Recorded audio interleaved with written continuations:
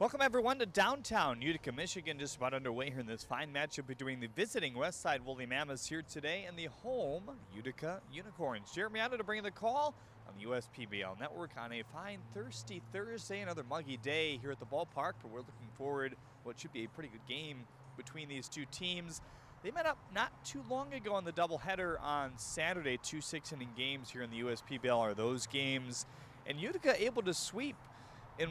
That was two really big wins for the Unicorns, and more so for the Westside Woolly Mammoths. They were looking to get two as well, as they're looking to creep up in the standings against these Utica Unicorns by the time things are said and done. There's still a few makeup games to be had, but they will not play each other again after this point here today, so that should be an interesting factor as we take a look at the standings. Still a lot to be decided in the 3-4 spot, and maybe even in that second spot if the Mammoths slip a little bit here at the end of the year. But in that doubleheader, what an effort it was by Zach Jones to lead his squad to a 3-0 win in game number 1. 5 innings, his best start by far here in the USPBL.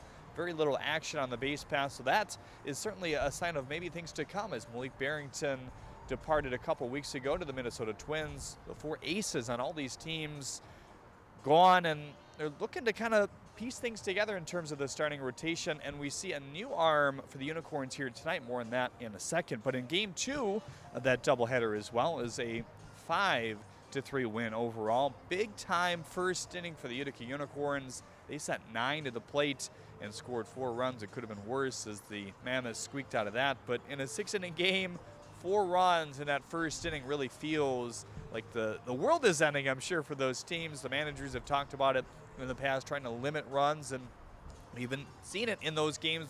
In the 3rd, the 4th inning, we saw the infield come in with just a couple run lead for the other squad. So something to look forward to again this Saturday with another doubleheader. And here today, as we take a peek at our pitcher comparison brought to you by Ascension, Colton Williams, a fresh face sort of to the USPBL. He started in the bullpen in his first outing back in May. Unfortunately, sustained an injury which kept him out all until last week. A nice 1-inning outing for him that day, and he earns the start here today, what will be a little bit of a bullpen day for Jim Essian. Once again, we've seen that from the Unicorns historically in the last couple of years. They've been able to do a decent job with it to try to piece together those arms. So he'll go around 2-3 here today. The starter on the other end, Greg Lokinen, looking to get the length for the Westside Woolly Mammoths and looking to really get back on track fully to where he was at the beginning of the season. Without further ado, let's take a peek at the rest of the starting lineups brought to you by AAA of Michigan. First, for the visiting Westside Woolly Mammoths here today, it's Christian Bullock leading things off once again and playing left field.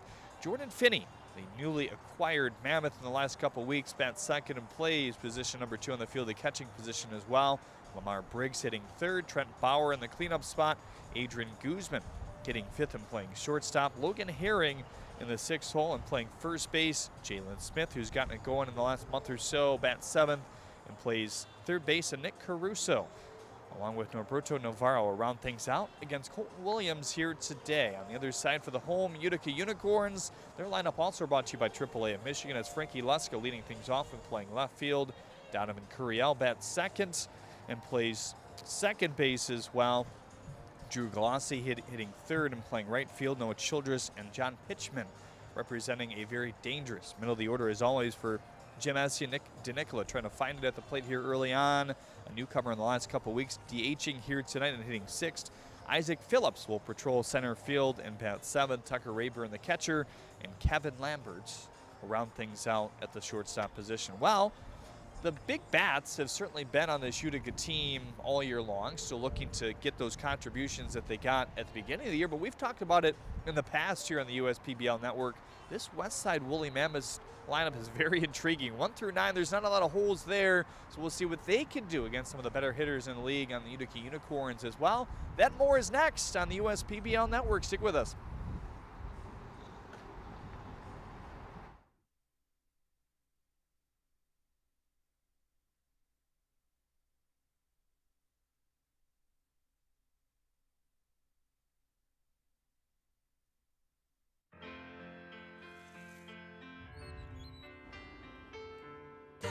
Stop me now.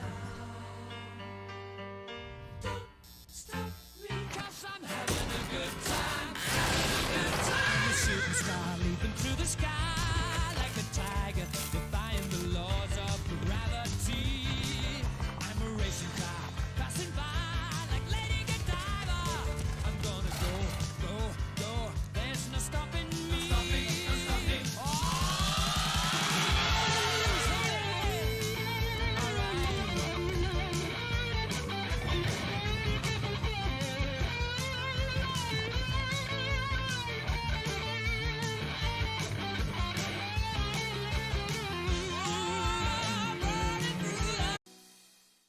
Your neighbors are going to be jealous when they see you're getting a new Connecticut water system. Say goodbye to hard water problems. No more spots on your glassware. Your laundry will feel and smell better. Your hair and skin will look and feel better. Say goodbye to hard water problems and say hello to great tasting crystal clear water with CGC Water. Welcome back to Jimmy John's Field, everyone, as we prepare for another baseball game here today. 85 degrees at game time. So another hot one before the humidity kind of goes away tomorrow in the metro area. Today's broadcast is brought to you by the following. AAA. Ascension. Balfour Property Restoration. Budweiser. DTE Energy, Fifth Third Bank, Jimmy John's, Macomb Community College, McLaren Macomb, your Metro Detroit Chevy dealers, Pepsi, Scott's, Valpak, and UWM. We thank all those fine partners for what they do for the USPBL here today. Colton Williams and Greg Lokinen going at it on the mound. We already talked about that earlier for these two teams here today. Yesterday was A.J. Coleman and Stephen Chambly. Chambly was more of the opener in the end for the Hoppers. A.J. Coleman trying to have back-to-back good starts.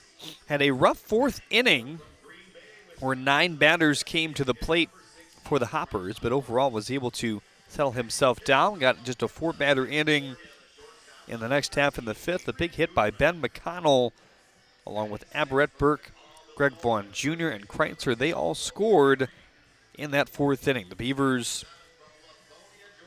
or the Mammoths, looking for a big win here today. Talked about it in the open. These two teams matched up in the doubleheader on Saturday. The Mammoths will compete in back-to-back doubleheaders this weekend on Saturday as well. First pitch is next here on the USPBL Network. Stick with us.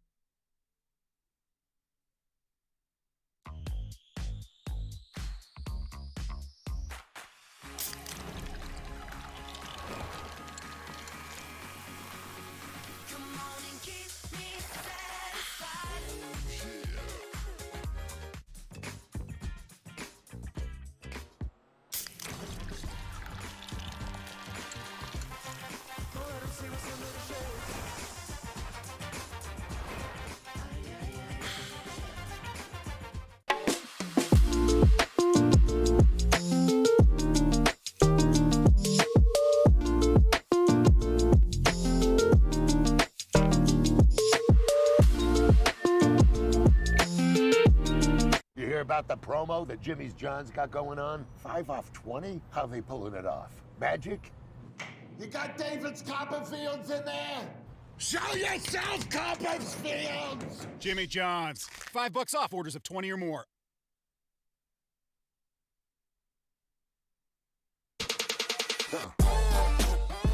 Check your checking.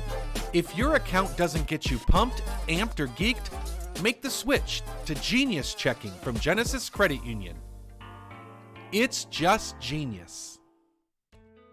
As your neighbor who works at Ascension, Michigan, and a cardiologist who's practiced for more than 20 years, I'm going to keep asking, how are you feeling today? Your care can't wait. Getting care sooner can mean catching things before they get worse. At Ascension, Michigan, our ERs and our hospitals and other sites of care are maintaining strict precautions for your safety. Studies have shown that people will get care sooner if they're encouraged by their doctors, family, and friends. Get the care you need at getascensionmichigancare.com. Dunham Sports is a proud partner of the USPBL. Big names, low prices, delivering value since 1937. Your neighbors are going to be jealous when they see you're getting a new Connecticut water system. Say goodbye to hard water problems. No more spots on your glassware. Your laundry will feel and smell better. Your hair and skin will look and feel better. Say goodbye to hard water problems and say hello to great tasting crystal clear water with CGC Water. Piloting a hot air balloon is my wife's passion, and she couldn't have a better wingman than my Chevy Equinox. Its stylish design rises above the rest, and with its 4G LTE Wi-Fi plus great gas mileage, Equinox keeps us connected mile after mile. With my Equinox, the sky isn't the limit.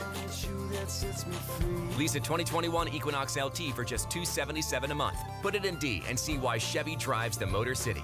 Visit ChevyDetroit.com.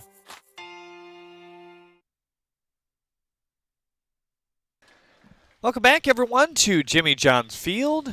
Really nice rendition of the national anthem while we were away here today.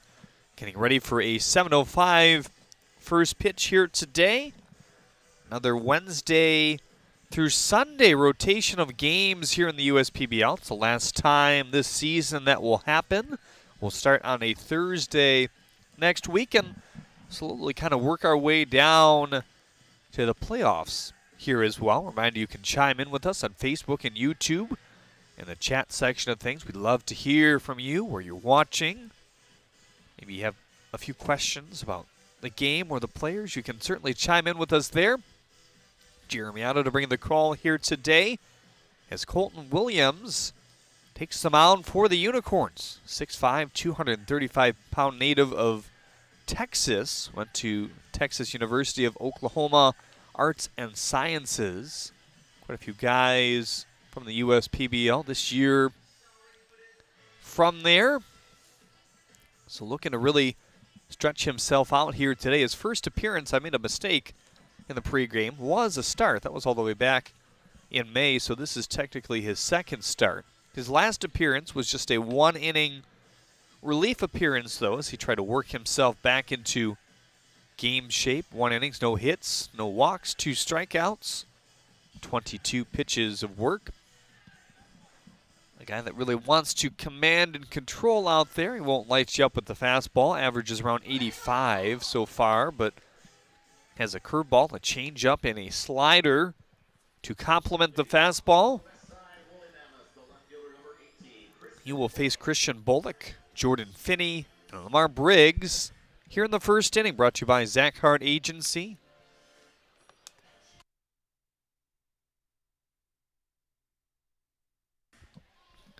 Bullock just with 5 at-bats so far here in the USPBL. Led off his first ever professional game.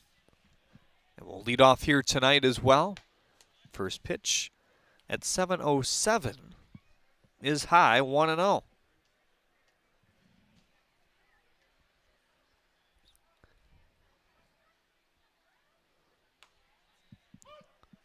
Fastball for strike 2, or strike 1, I beg your pardon. 12th of August here today. Crazy, we're already getting towards mid-August already. Kind of the dog days of summer. Those words have lived up in the last week or so. Pitchman covers the bag over at first. I'm not quite sure that they tarped the field after the game last night, so quite a few rain showers came through before the game yesterday. The grounds crew had a good amount of work to do. And then quite a few pop-up showers overnight. I know I was looking out my window. I saw lightning after lightning after lightning. Kind of keeps you up as you continue to see that out of the corner of your eye. And I'm pretty sure a lot of that happened in this area as well. So good job to get things back in playing shape again here today. As Finney lines that one foul down the third base line. Jordan checks into play today, 2:45 in the average column. He's picked it up in the last month or so, getting a few more consistent at-bats as well. Only going to do him better as the year goes on.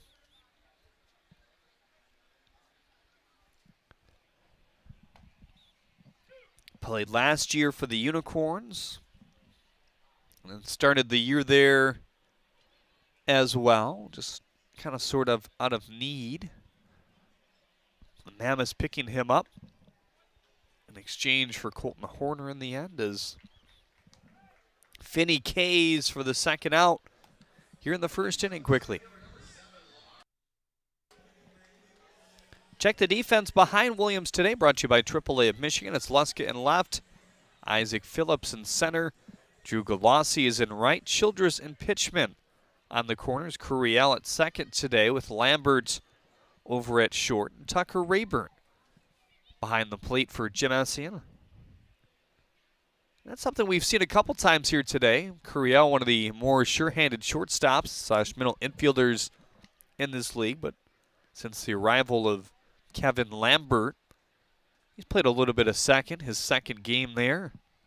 So we'll see if we see that a bit more going forward. 0-1, decent swing, golfs it in the gap in left center field, and that's going to get down in front of Isaac Phillips for a 1-out or a 2-out base hit.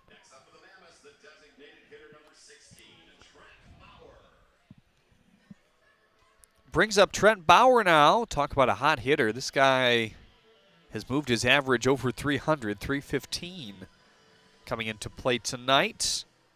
Showing a little bit of power as well. A home run and a couple doubles.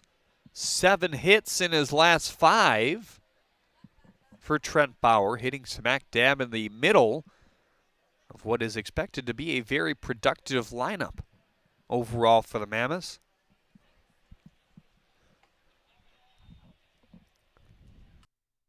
Fastball outside, 1-0 on Bauer. DHing here today, really a primary catcher before he got to the USPBL, but has been playing a lot of outfield.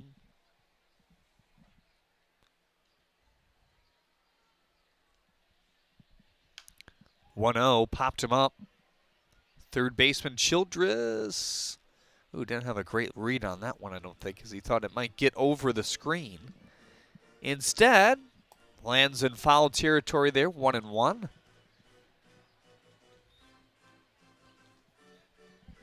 Maria Briggs on Facebook says, my 13-hour drive was worth every second in the stadium the rest of the week. Good stuff. That's a long drive as well. Wonder if you encountered any of that weather on the way in. 1-1 on the ground to the second baseman, Curiel. It's actually Pitchman who cuts it off, and that ball is going to bobble free down the first base line. So all of a sudden, first and second, after the first 2 outs were recorded here in the first. It's not the hardest contact against this right-hander to this point, but a few base runners get on.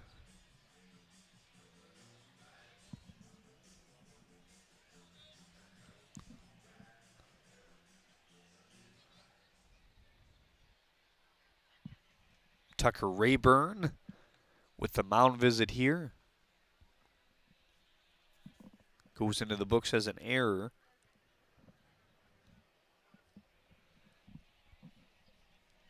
Sends up Adrian Guzman here in the first. First pitch chopped on the ground and through the 5-hole there of Childress, but still able to back up and keep it in the infield in the end. So Briggs to third, Bauer to second, and Guzman over to first, setting up Logan Herring. Next up, the first baseman, number 10, Logan Herring. So some uncharacteristic mistakes by this Unicorns defense. The second error on the board.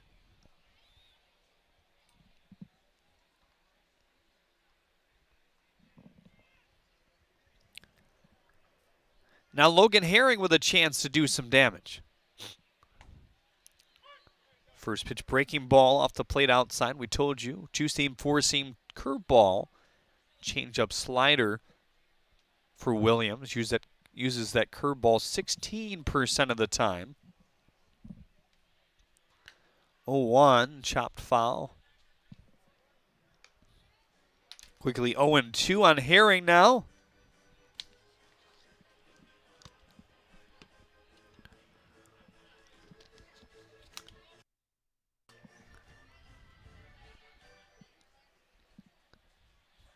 Mostly back on the infield here with 2 outs. Childress staying towards the third base bag with that runner on third. This lefty, Herring at the plate.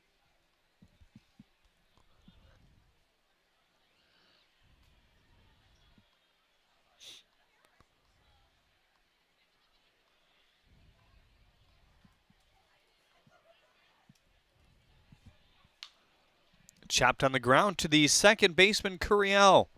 Over to first, and that will be the final out here of the first inning. Ground out, strikeout to begin things, and a single, an error, and an error before the ground out by Herring to retire the side. Well, Thrifty Florist is your sponsor of your sweetheart of the game every game here at Jimmy John's Field. JJ, the field general, finding our fine sweetheart of the game over there. So congratulations to her. Your Thrifty Florist sweetheart of the game. Back with more after this on the USPBL Network.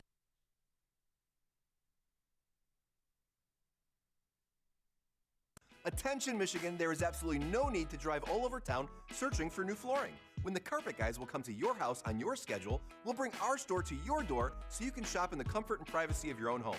And you'll love our huge selection. Buy right now with interest-free financing for up to 4 years. You can carpet your entire home for as little as $11.99 per month. Let the Carpet Guys take the stress out of buying new flooring. Call for a free in-house shopping experience today. Be wise, call the Carpet Guys at 855 for my guys. Some trouble in the first inning there for Colton Williams. Most of it not his problem, I guess. Back-to-back errors after the 2-out single by Lamar Briggs. None of them very hard hits. But in the end, the bases were loaded with 2 outs, and Logan Herring grounded out directly after that. No runs came around to score. Greg Lokinen getting ready for another start here today. His last start on the 4th of this month versus the Hoppers. Nice bounce back for him. 6 innings, 2 runs, both earned, no walks, and 7 strikeouts. That's kind of the category that you circle. No walks, 7 strikeouts in his previous 4 starts before that. 17 walks and 16 Ks. So didn't have an issue striking out batters, but was not able to command and control as much as he would like, but able to shake that off. Get a nice outing together the other night. He'll work his 40th inning here tonight in the first. Has been a high strikeout guy the whole year. 60 Ks so far, 22 walks. A slim opponent's batting average of 154. With a little bit of pop, 3 home runs given up thus far, but looking to carry what he did last game over to today.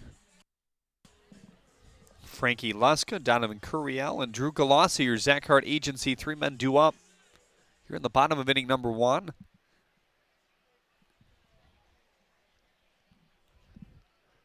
Luska comes into play today with a .441 on base percentage.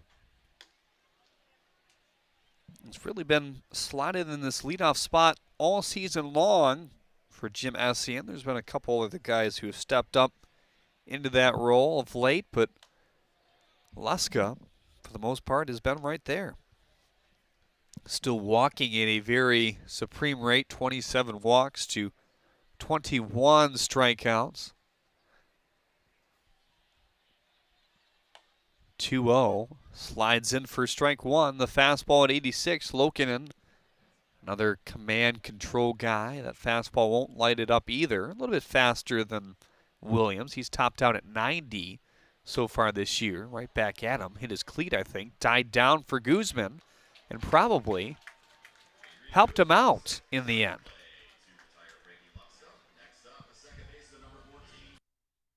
That either hit the cleats or the top of the rubber there. Kind of hard to tell, but regardless, slowed things down for Guzman. 1 up and 1 down in the first. Donovan Curiel.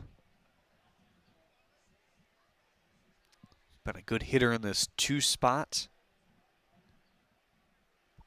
Really nice 2 through 5 for Jim Essien. Curiel, Galassi, Childress, Pitchman. Most of those guys have been mainstays for this team thus far. Pitchman, the most recent addition. 2 up and quickly 2 down. Now Drew Galassi will be the last shot here.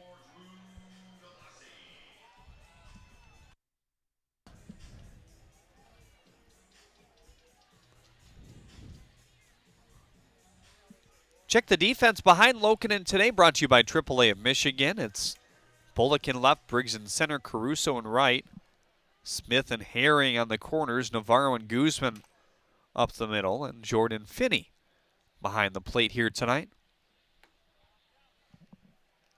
Fastball low, 1-0.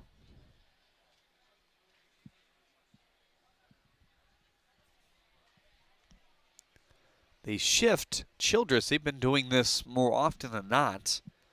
Navarro camped out on the second base side of second base and well into the outfield. There you see it. Smith pretty much playing the shortstop position. He's a versatile guy. Hasn't played a lot of shortstop here in the USPBL, but multiple spots in the infield, first, second, and third. Galassi looks at ball 3 up high. So starting to look at those analytics a little bit more and see where Galassi will send it on the regular. Fly ball to right field. Going to hit the warning track. Lamar Briggs ranging over. Just like that, it's a 1-2-3 breeze of an inning for Greg Lokinen.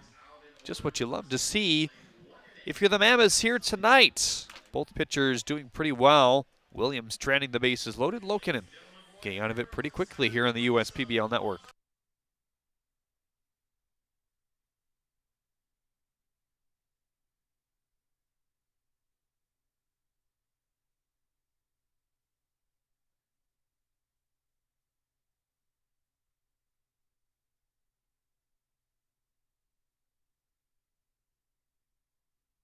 They call me Prospects. Since the day I was born as a diver's watch, the challengers of the world have taught me many things.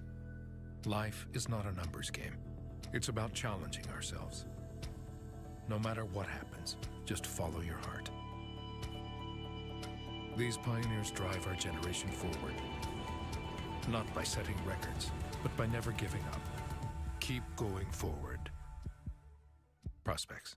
Available at Lucido Fine Jewelry. Welcome back to Jimmy John's Field, everyone.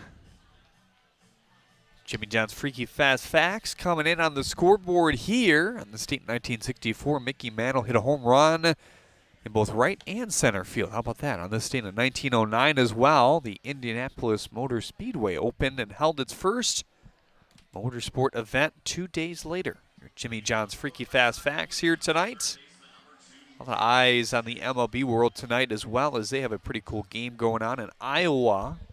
Obviously no regular Major League Baseball played there, but playing at the Field of Dreams movie site. Constructed a stadium just to the left, I believe, of the actual field used in the movie.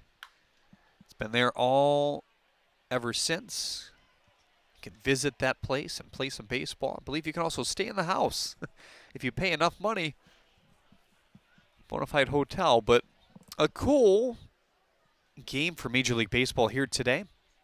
0-1, Jalen Smith flutters that one down the first base line. It's going to roll foul, though. Smith, Caruso, Navarro, your Zach Hart agency. 3 men due up here in the second.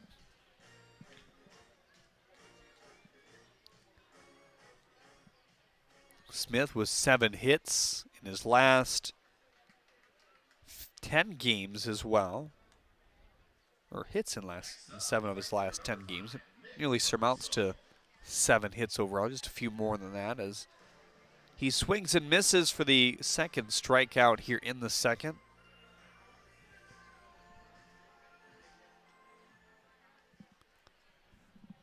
Nick Caruso looking to do some damage. Colton Williams gave up 3 base runners in that first inning.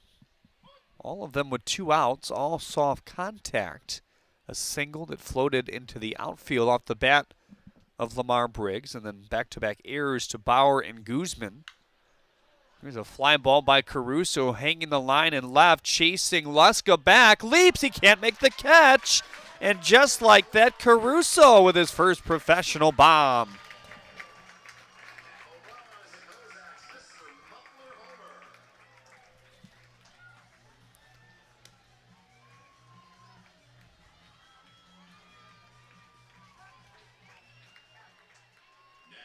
Looks like some family in attendance for Caruso as he salutes them, but nice moment for him. Certainly some pop in that bat. Hasn't really hit for average in his career in college or the pros, but a guy that's a bit versatile. Has played a little everywhere so far in his time in the USPBL. Tonight playing right field as the other right fielder, Galassi, stares straight into the sun for out number 2. And now Christian Bullock will come up the top of the order again. He grounded out to the first baseman Pitchman back in the first. It'll send Noah Childress in at third base here. Certainly some speed potential here. Lefty at the plate.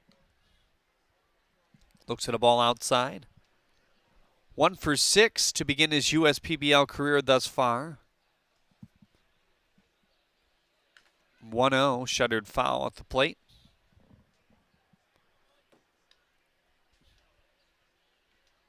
Well, tonight, Thirsty Thursdays at the ballpark.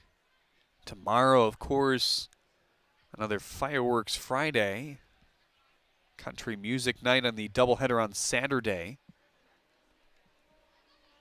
And August 15th, Sunday, Toy Cowboy and Space Ranger Day presented by Fairy Tale Entertainment.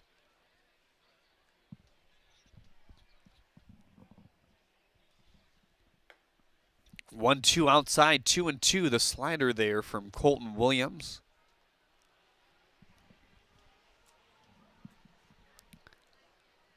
Curveball 16% of the time for Williams. Slider 10%. As he pours the fastball outside. 3-2 on Bullock. Home run by Nick Caruso in this inning has given his team a 1-0 lead. A welcome sight, as they've lost 2 in a row to this very Unicorns team. 3-2, tried to state fair, but cue-balled foul.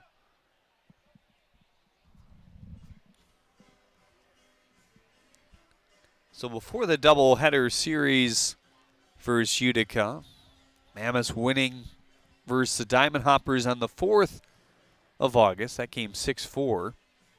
Before that on the 1st, a 6-5 win over these very Unicorns.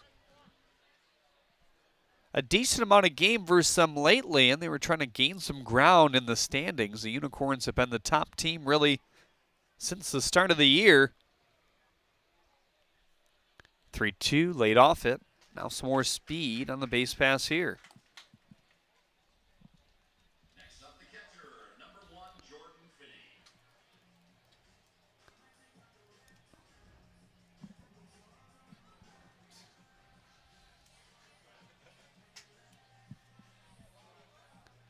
Bullock, the product out of the University of Michigan, coming over the USPBL in the last couple weeks. Has played exclusively in the outfield thus far, left field here tonight.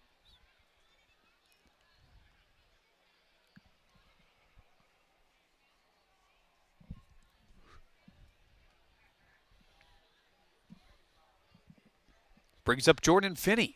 Lines it in the gap in right center field. Bullock heading to second, and he will round it. Decent throw by Phillips right on the bag, but Bullock able to scamper his way in.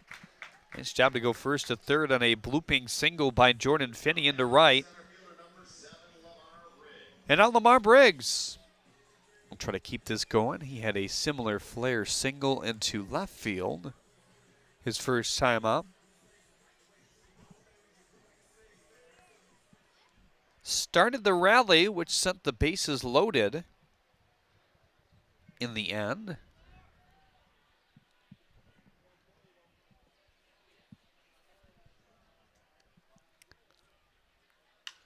First pitch, another line shot. That's going to get in front of Isaac Phillips. The run will easily score. Looking to go first to third again. Here is Finney. And now 2-0 Mammoths in the second.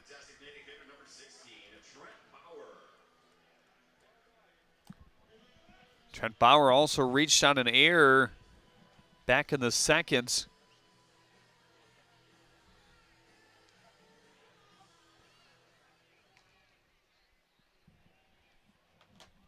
He was the middle base runner, stranded on second base after the 4-3 ground out by Logan Herring. Decent amount of wind blowing in left center field here today. Fastball scoots inside. That was a big factor last night in several stretches. Kind of died off as the night went on, as the weather really moved out of the area. It's quite an interesting drive for a lot of fans, I'm sure, last night to the ballpark. They got him in a pickle here. Briggs is going to be tagged out at second base. Good job by Lambert to stay on the bat. And that run will not count that scratched across. It was Finney trying to score run number 3. Instead, they settle for 2. And Trent Bauer will get a fresh at-bat in the second. Back with more after this on the USPBL Network. I enjoy renovating my home, so getting materials with my Chevy Silverado is a daily trip. But as the strongest, most advanced Silverado ever, it's perfect for all my projects. And with the most functional bed of any pickup, plus the power-up down tailgate, my Silverado helps me with everything I need. Of course, a little assist from a friend doesn't hurt. Lease a 2021 Silverado Custom Crew Cab for just $199 a month. Put it in D and see why Chevy drives the Motor City. Make your move with a quick and easy mortgage from Genesis Credit Union. We have mortgages to fit your life. Genesis Credit Union. Visit us today. You hear about the promo that Jimmy's John's got going on? 5 off 20? How they pulling it off? Magic? You got David's Copperfields in there? Show yourself, Copperfields! Jimmy John's. $5 off orders of 20 or more. Jeremy Adelbeck with you here from the ballpark. 2-0 the lead for the Mammoths. Nice 2-run strike in the second, including the first professional home run for Nick Caruso. Fly ball down the left field line, kind of hugging the foul pole. Second time we've seen that in as many days. Santiago hit a home run like that the other day.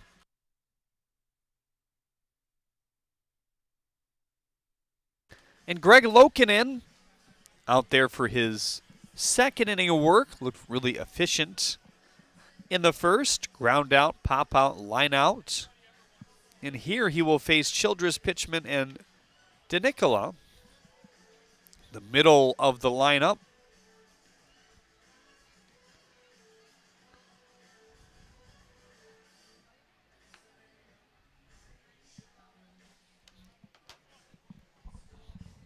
We told you about the Field of Dreams game. That game is just kicked off. Top of the first inning between the Yankees and the White Sox. Go check out the view of the stadium if you haven't. Number of things circulating on social media. Yankees sending out Haney while the White Sox pitch Lance Lynn. Should be a fun night of baseball in both spots here. Childress takes a big cut. The 85-mile-an-hour fastball. We talked about the strikeout rate for Greg Lokinen. 14 Ks per 9 for him.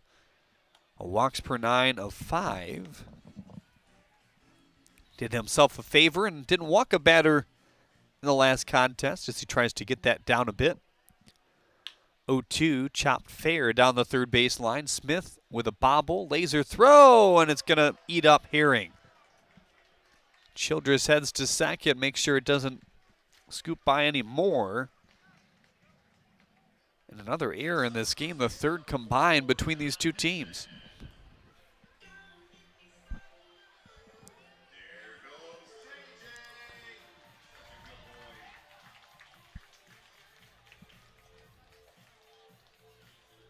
Now John Pitchman with a chance to drive in Childress. They have officially gone up with an error on the board. Either way, I think you had to give one, whether it was allowing the second base or on the throw itself. First pitch to Pitchman. Fly ball foul. Good start for him in the power department. 4 extra base hits thus far. 3 doubles and a home run. He's driven in 6. Has a walk-off booming shot to left field. Took him a bit to figure out the power, but it's been coming in nice wavelengths recently. The wind blowing the opposite way. He's more of a pull hitter. Here's the 1-1. Off speed in for strike 2. The curveball from Lokinen. Haven't seen that all too much so far, but good spin on it. Nearly 2,500 on the spin right there. 1-2. Had him fighting on that one out in front. The first K in the books for Greg Lokinen. And now Nick DeNicola will come up. Some action in the Unicorns bullpen. That's not a huge surprise. We knew this was going to be more of a bullpen day going forward with Colton Williams getting the start. Miguel Sereno tuning up down there. He could give you a few.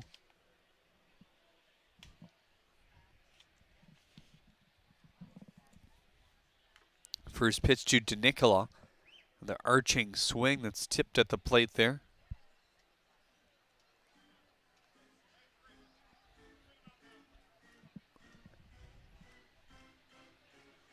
And that bit Finney as DeNicola gives him a few extra moments.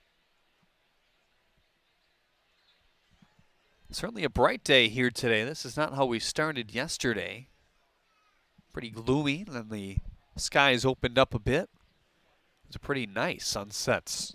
Pink in the sky as the night went on yesterday.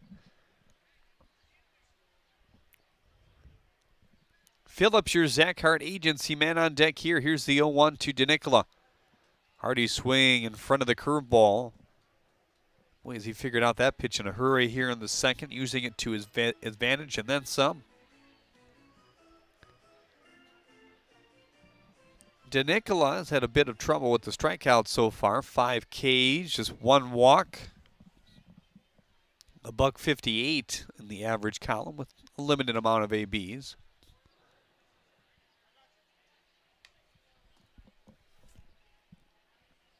Lunges at that one as it's fouled off the back screen.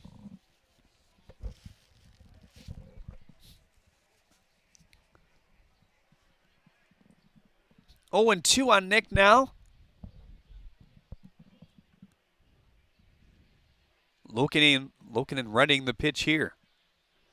Comes from the left. He carved him up inside. Back-to-back changeups there from Greg. His first 2 strikeouts of the night. And now Isaac Phillips, the last shot after the leadoff batter, stands on second.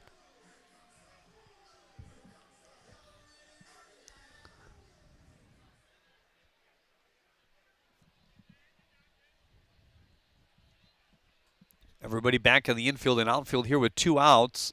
Phillips will excuse me swing. It is a strike. Throw it on to third. Boy, was that close. Finney got on top of it quick. Right out in front, and Childress just sneaking in below the tag for Smith.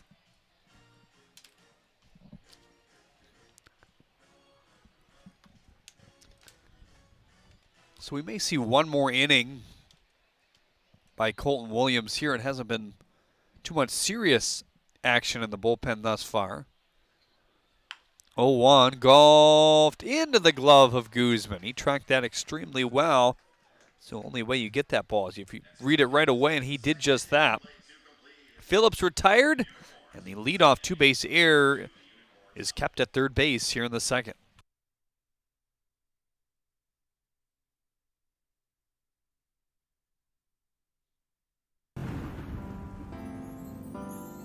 I'm all out of love for my old insurance. Switch to insurance. They're saving me so much. They covered my car and bundled with my home. I feel so secure to say I love insurance.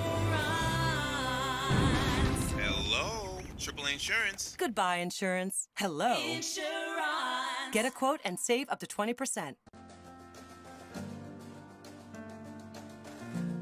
We joined Green Path and instantly felt a support around us. They developed a plan on paper, and this is how we're going to do it. The plan that they gave me was something that was sustainable. It was something I could do. It was actually lowering my payments monthly by hundreds of dollars. Choosing Green Path is a no-brainer.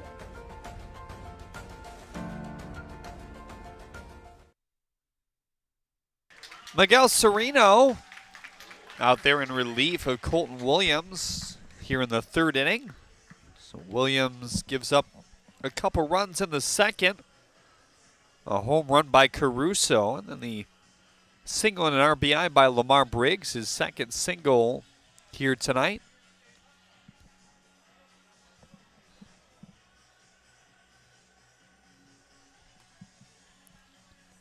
So Miguel has kind of rotated between starting and relieving to this point.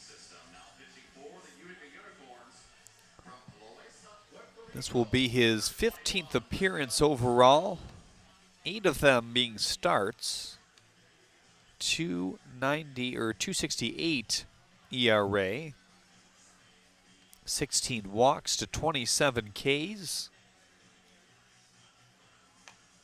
His last, let's see, 1, 2, 3, 4, 5, 6 appearances have been starts. So get the range all the way back to June 27th before his last bullpen appearance. And now Trent Bauer will lead things off against him here in the third. 4, 5, 6. In the order, brought to you by Zach Hart Agency, Bauer, Guzman, Herring.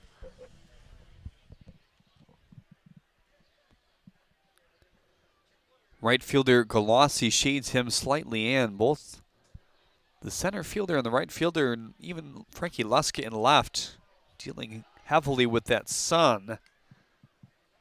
The shadows starting to come all the way across home plate.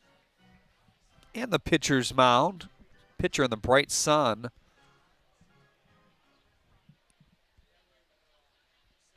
Oh, 1. Popped him up. That flare is going to land foul. Nothing that Childress or Luska could do. It's a long run down there. Third inning brought to you by Chevrolet here today. We thank Chevrolet for their partnership with the USPBL.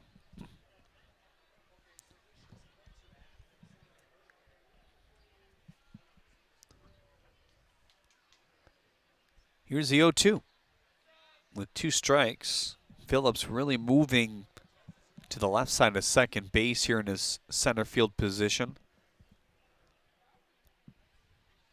So a decent amount of space for Trent if he wants to go to right center here. The 1-2. Golf to first. 8-up pitchman. That's a tough play Bauer around the first base bag, heading to second, looking behind him, and he will camp in, cruising with a 2-base knock here in the third. It is ruled a hit on the board.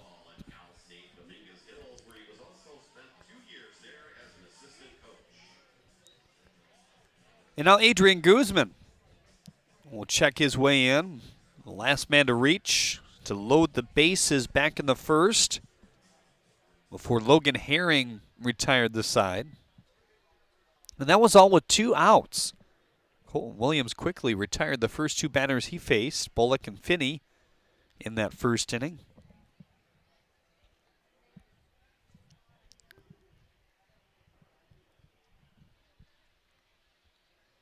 Now the 1-2. Fastball zinged at 93, so this is a bit of a change of pace for these hitters. Both Lokinen and Williams, guys that won't really pass 90, at least on a consistent basis. Sereno will be there with nearly every fastball. Average fastball velocity this year, 91.5. He's topped out at 95, but we've seen a consistent 93 be there most of the time.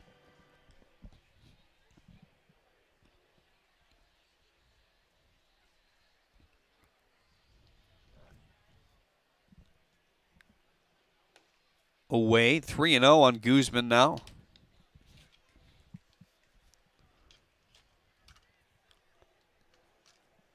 He was first pitch swinging his first time up. Ball that was bobbled by Noah Childress. Kind of hit in between his legs.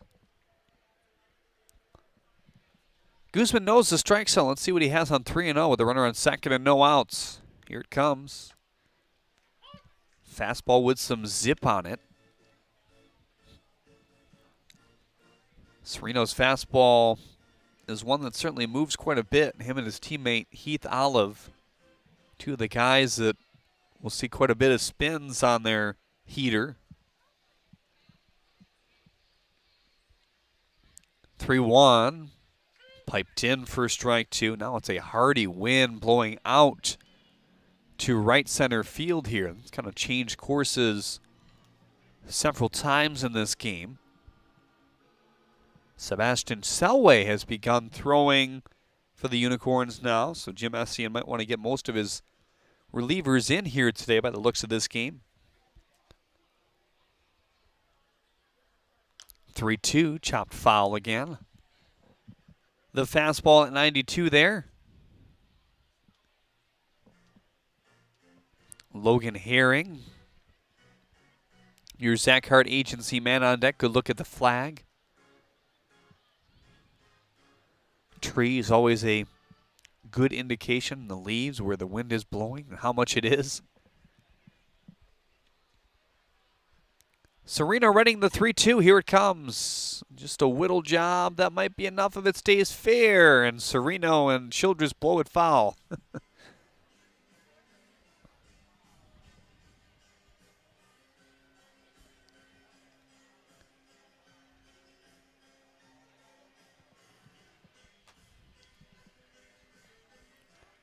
3-2 on Adrian Guzman now.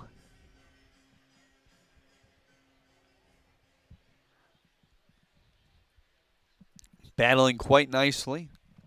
Good job by Sereno to work his way back in the count, though. Started 3-0, now on to 3-2.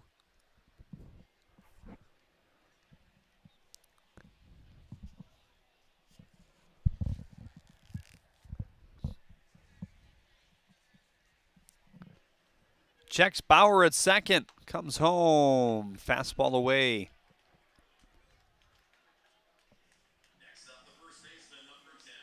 And the changeup away, I beg your pardon. It's a hard changeup at 85 for Miguel Sereno. Unless you're checking the radar gun, sometimes it's hard to differentiate this high up. Because it's an 85 that plays up. That fastball can play up at times as well.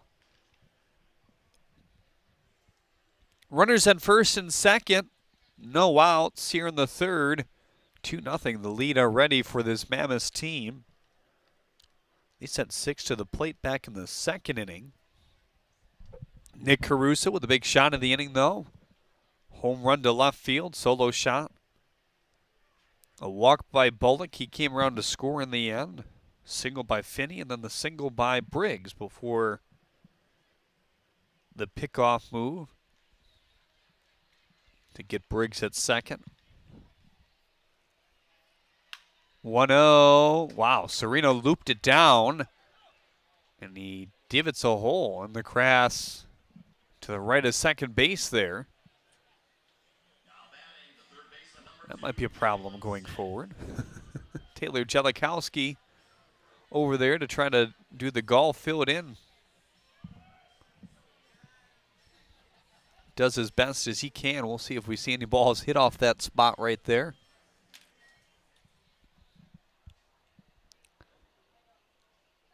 Obviously a lot of rain on this field over the last few days. Just over the last 24 hours, really. This when it's pelted down on southeast Michigan once again. Been quite the month stretch of rain. Fastball at 93, in for strike one on Logan Herring here. Jalen Smith to follow, and then it would be Nick Caruso. Brought to you by Zach Hart Agency. 6 hits on the board already for this Mammoths team. They've added a few errors and a walk. This one should score a run, and a tough play. Everybody's safe.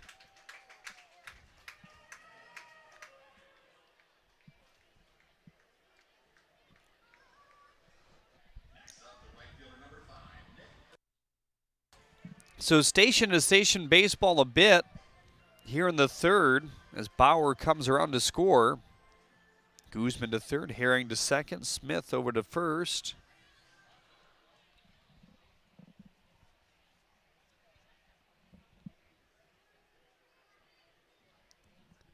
And now Nick Caruso will try to keep things going. Still no outs here in the third inning. Lazy pop-up down the first base line, going to scoot foul.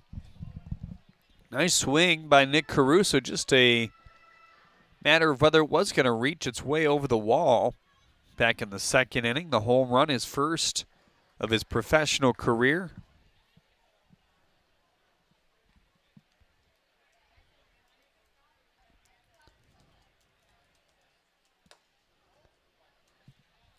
.93-mile-an-hour fastball remains high.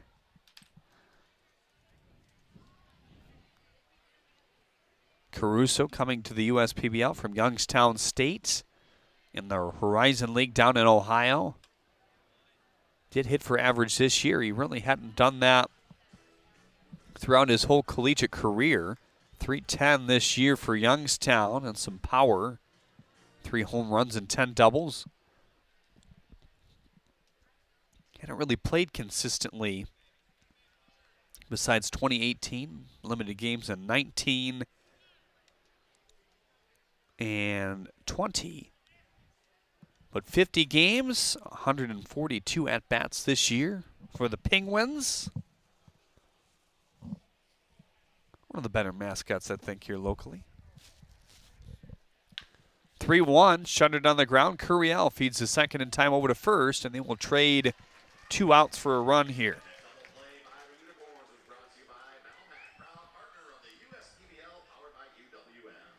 So Smith, the first out at second. Caruso, the second over at first. And now Norberto Navarro will come to the plate.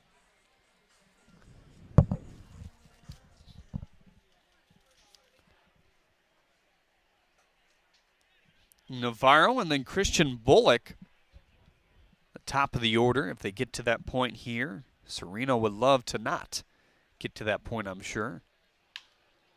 Fluttered on the ground up the middle. Kevin Lambert with a more routine play this time. And Pitchman is off the bag.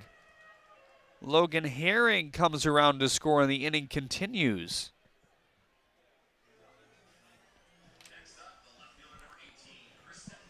Now this is the 7th man to the plate here in the third inning.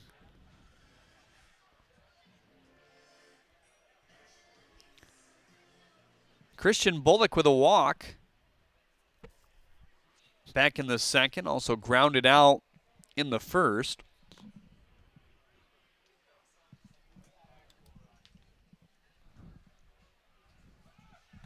Runner moving to second. Good throw down there, not in time. Lambert with a pretty good tag right away, but able to beat that out is Norberto Navarro. He is now 10 for 10 on stolen bases so far this year.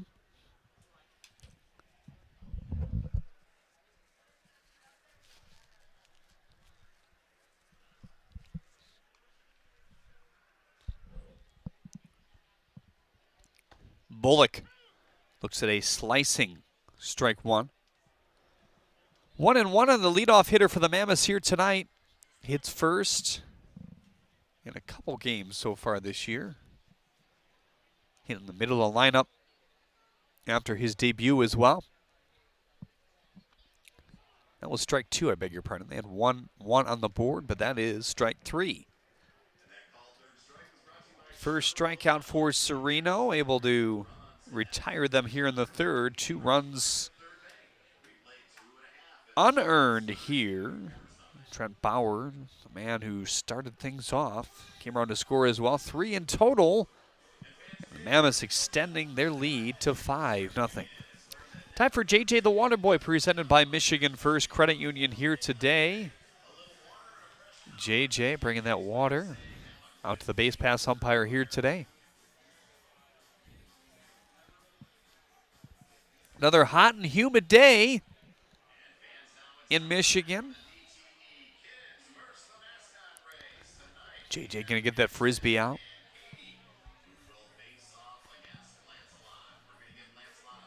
Time for your DTE Energy Kid Race the Mascot now. Middle innings tradition here at Jimmy John's Field. The kids will be given a head start, or the mascot, I beg your pardon, given a head start as Lancelot heads to second base. Now both girls are coming behind him here. Ooh, missing the second base bag. Lancelot is thinking he might win this one here today. Not often the mascot cruises like that, but ooh. He's going to bow out at the last second. Your DTE Energy Kid Race the Mascot here today goes to the kids once again.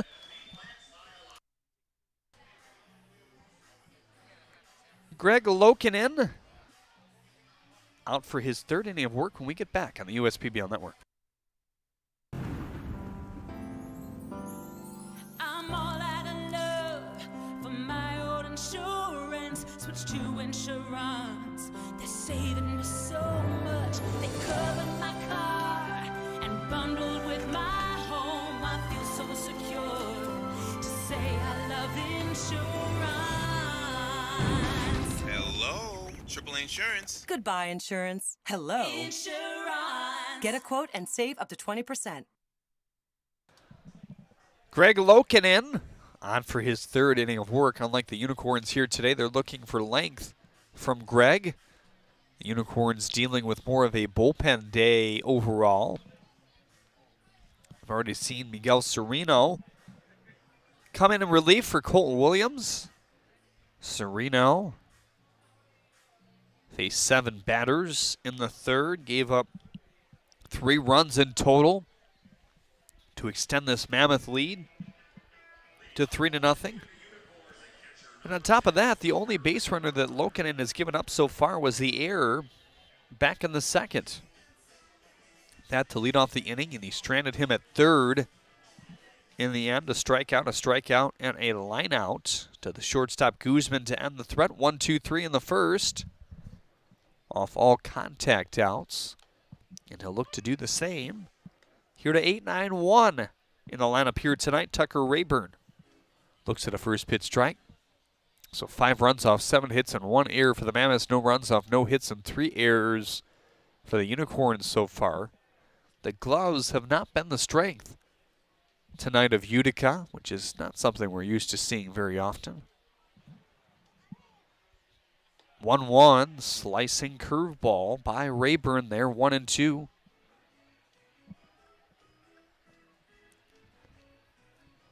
Fastball, changeup, curveball, even though the curve at times can look like a slider, has kind of both movement to it. Herring can't glove that one. Lokinen with the effort over to first base as Navarro backed him up. And that is going to be marked as a base hit for the Unicorns here in the third.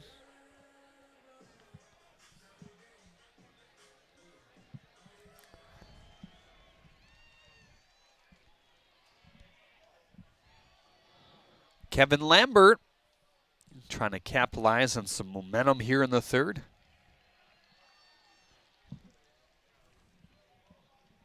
Shortstop again today for Jim Essien. Ground ball to Navarro, turns to second in time, over to first. Bingo, wow. That dynamic middle of the infield, able to erase an early base runner in the third.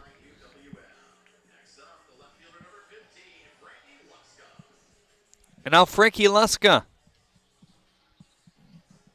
He hit a ground ball right back at Lokinen. It was unclear whether it hit his shoot top or the rubber in the end. Either or, it slowed it down and sent it right to that man as well, Adrian Guzman.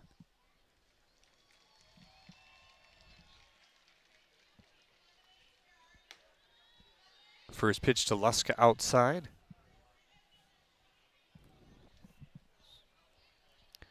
Heavy contingent from UWM here today. You can hear them thanking some people there in the Chevrolet Pavilion down the left field line. Packed to the brim.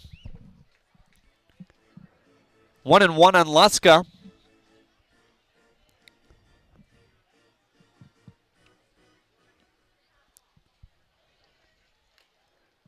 Tips that one in and out of the glove. 9 RBIs at the leadoff position for Luska so far this year. He's hit 3 doubles. Has yet to run into a home run. Has focused a lot in the USPBL at driving the ball the other way, which you often see from him, or to center field. 1-2, wipe out curveball. How about that one from Greg Lokinen here? It's his third K tonight. And after the leadoff single, it's like nothing ever happened. Lokinen rolling in this one for the second consecutive game. Back with more after this on the USPBL Network. When people keep repeating that you'll never fall in love, and everybody keeps retreating, but you can't seem to get enough. Let my love open the door. Let my love open the door. Let my love open the door to your heart, to your heart.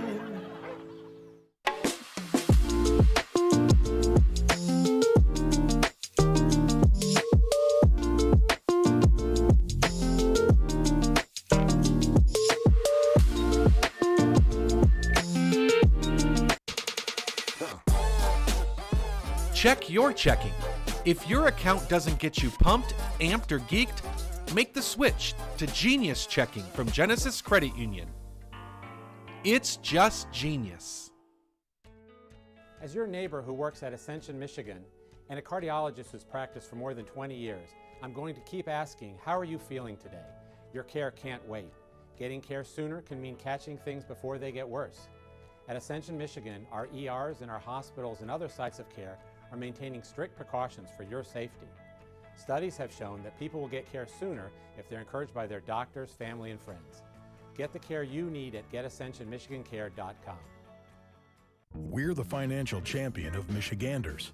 Whether you're a goal-getter or dream chaser, an empty nester, or up-and-comer, anyone in Michigan can bank with us. Michigan Schools and Government Credit Union.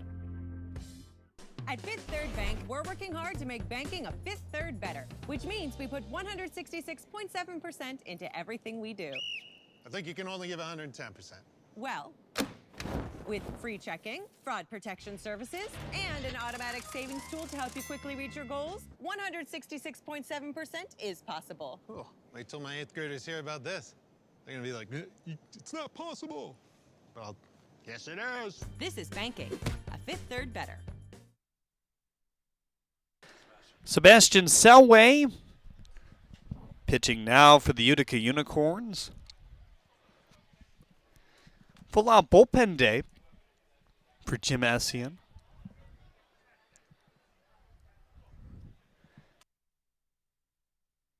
Williams, Sereno, and now Selway here in the fourth. Sereno struggled a bit. That's something we're used to seeing. Very low ERA for him. Selway will face 2, 3, 4 in the lineup here tonight.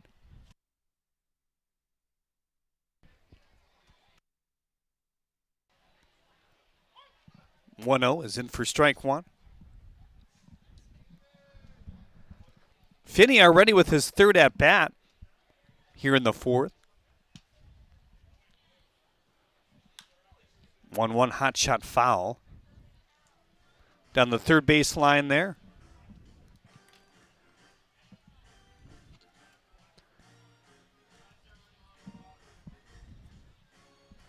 Selway with his fifth appearance in the USPBL has given up just 2 hits. No earned runs or runs at all to this point.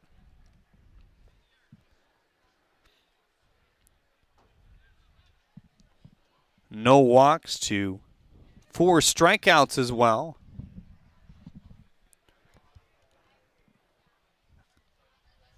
And a lot of spin on these pitches. Has thrown the curveball the most so far this season. Curveball, cutter, 4-seam.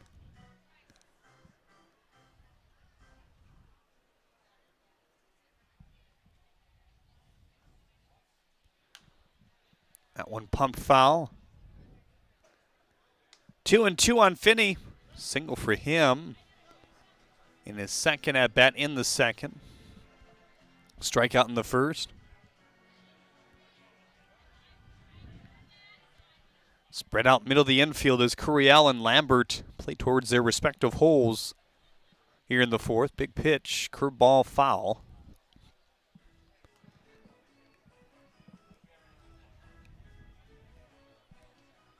Two runs in the second off an RBI single and a home run for the Mammoths. Double, walk, single. Error. All the base runners for the Mammoths in the third. Unicorns would love to see a quick inning here. Haven't really had one all night. Greg Loken, on the other hand, has back-to-back innings with the leadoff man getting on, but he's retired 3 straight outs in each of them after that. Another curveball, nasty for strike 3. Next up, the center fielder number 7, Lamar Briggs. 4 strikeout for Unicorns pitching tonight.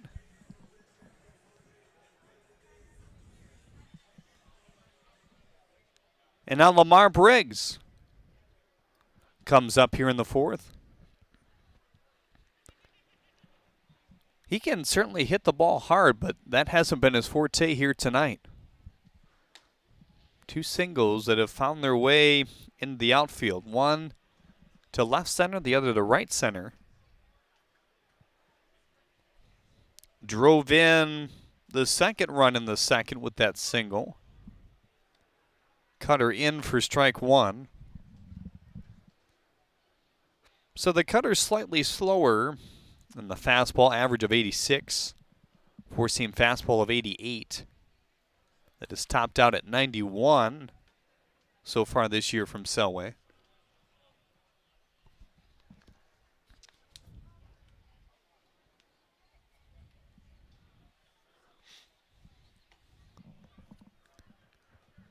A lot of newer pieces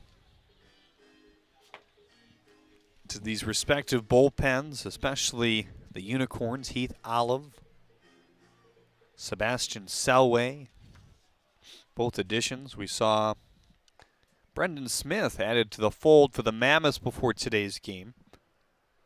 Coming out of the American Association. A native of New York, so curious to see what he will do.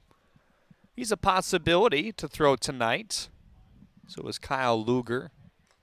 And possibly Colin Ledbetter if they need him too. But right now, Lokinen looked like he might go the distance, whatever that might be, here today in this 2.5 rule 9-inning game.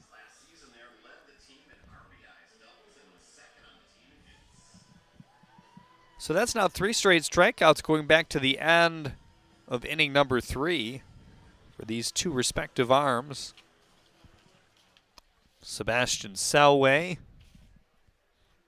really trying to take hold of this game with his team down 5. Can't afford for any more runs really at this point to cross the plate unless they start scoring them. And it's funny because this Unicorns team very early were some of the top hitters. There's still some of the top clutch hitters in the USPBL, but their OPS slipped down to last here in the USPBL on base plus slugging. 1-1 on Trent Bauer, double and an error so far for Trent today, DHing. 1 of 7 hits for this Mammoth squad. Childress pinching in at third. The 1-1 cutter in for strike 2.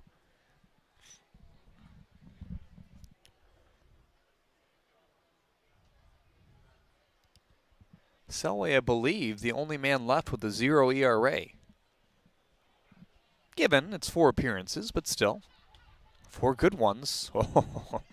Thought he struck out the side there as well.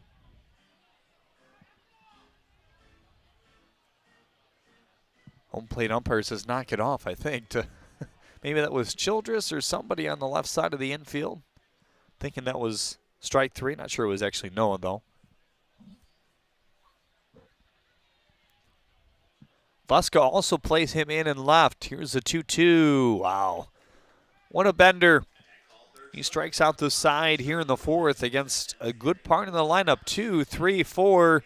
Sebastian Selway doing what Sebastian Selway does on the USPBL network. I'm all in with HR and Organizational Development Council. I'm all in with Marketing and Business Development Council. I'm all in with Operations and Member Experience Council. I'm all in with CEO Council. I'm all in with Lending Council. I'm all in with CFO Council. I'm all in with Technology Council. Our credit union is all in with CUNA councils. As your neighbor who works at Ascension, Michigan, and a cardiologist who's practiced for more than 20 years, I'm going to keep asking, how are you feeling today? Your care can't wait. Getting care sooner can mean catching things before they get worse. At Ascension, Michigan, our ERs and our hospitals and other sites of care are maintaining strict precautions for your safety. Studies have shown that people will get care sooner if they're encouraged by their doctors, family, and friends. Get the care you need at getascensionmichigancare.com. Sebastian Selway doing his best. Greg Lokinen impersonation in the top of the 4th. Greg has looked very good today as well. Selway striking out the side. Lokinen has 3 total Ks, 2 in the 2nd and 1 to finish the side in the 3rd. And in back-to-back innings, he has allowed the leadoff man, but then quickly gotten the next 3 outs. So good on Greg Lokinen. He has, again, not walked a batter. That's now 9 straight innings in his last couple starts without a walk after he had 16 in the previous 4 starts before that. Well, tomorrow, in addition to being fireworks night, every Friday fireworks here at the USPBL, 7:05 Eastern start, it's also Catholic night, presented by Alliance Catholic Credit Union.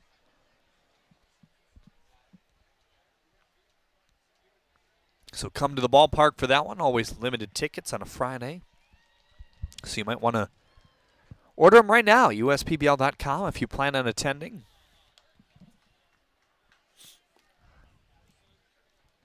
Lions Catholic Credit Union does a lot of work in the community, sponsoring local events. Line drive to left. This one hanging up for Christian Bullock for the first out. And really, that's the only hard hit ball that I can remember in this game. Lokinen's done a nice job of limiting that. ERA of 2.52 coming into play today. And although those walks were elevated, he still wasn't giving up a ton of runs, per se. More than he'd like, I'm sure. But it was serviceable. First pitch to Galassi fouled off. In his last 6, these are the earned run totals. 1-1, 3-2-2. And 3 is the most he's given up this year. That was in a game where he walked 5. 0-1. Curveball in. 1-1 now. They continue to use this shift on Greg Lokinen. Center fielder Briggs way back. Same for Caruso, with the second baseman Navarro pretty much playing that roving outfield spot. By far the most heavily shifted player in the USPBL in the last 2 years. 2-1, fly ball to right. Caruso started back, skedaddles his way in. Can smile about it because he caught it. And that's the first 2 outs quickly here in the 4th.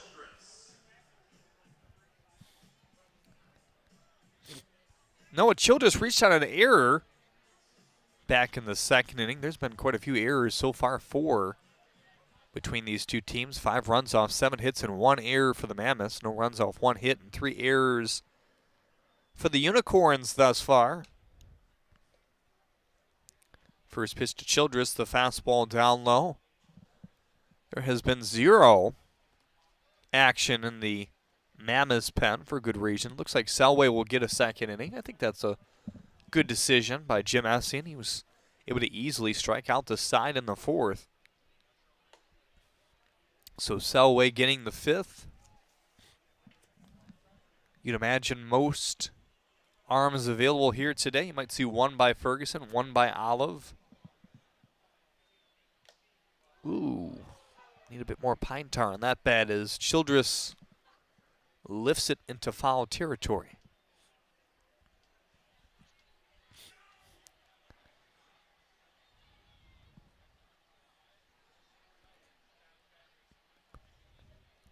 Everybody back with 2 outs and 1 strike. Nobody on. Curiel and Galassi with 2 contact outs to begin this inning. And the fastball takes a hearty swing by Childress, 2-2.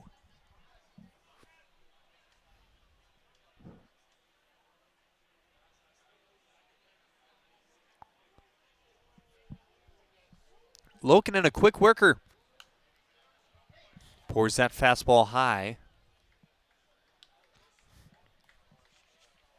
It's topped out at 90 on that pitch coming into today.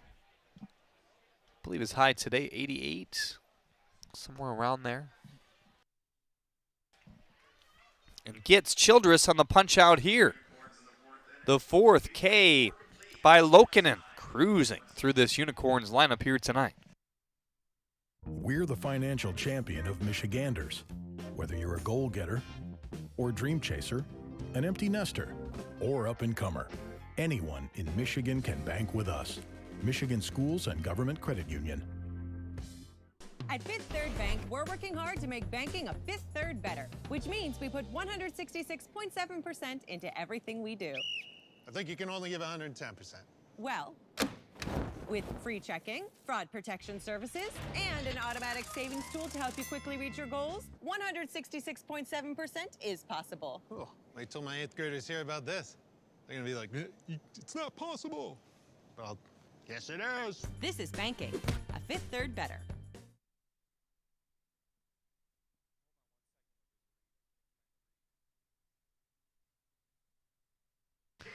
Well, when it's time for baseball, it's time for beer. Two Hearted Ale has been named the #1 beer in America for the past 4 years by members of the American Homebrewers Association.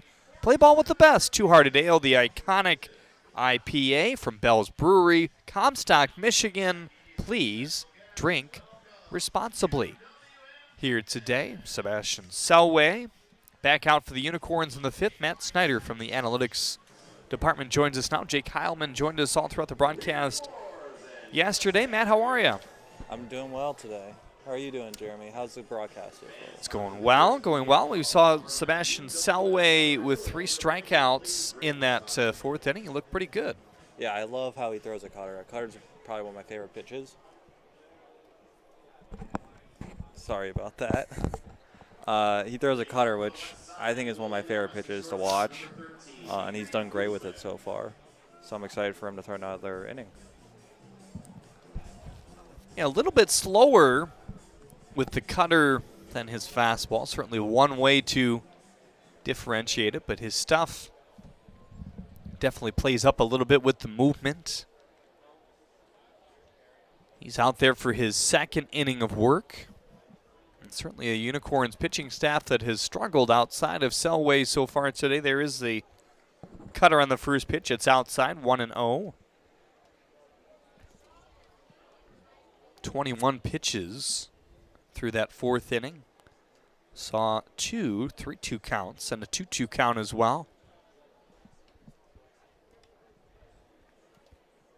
You wouldn't think they stretch him past 2 here tonight, but if they get a solid 2, that's going to go a long way. Ryan Ray, most recent converted pitcher, is warming up again here. He's shown some good velocity.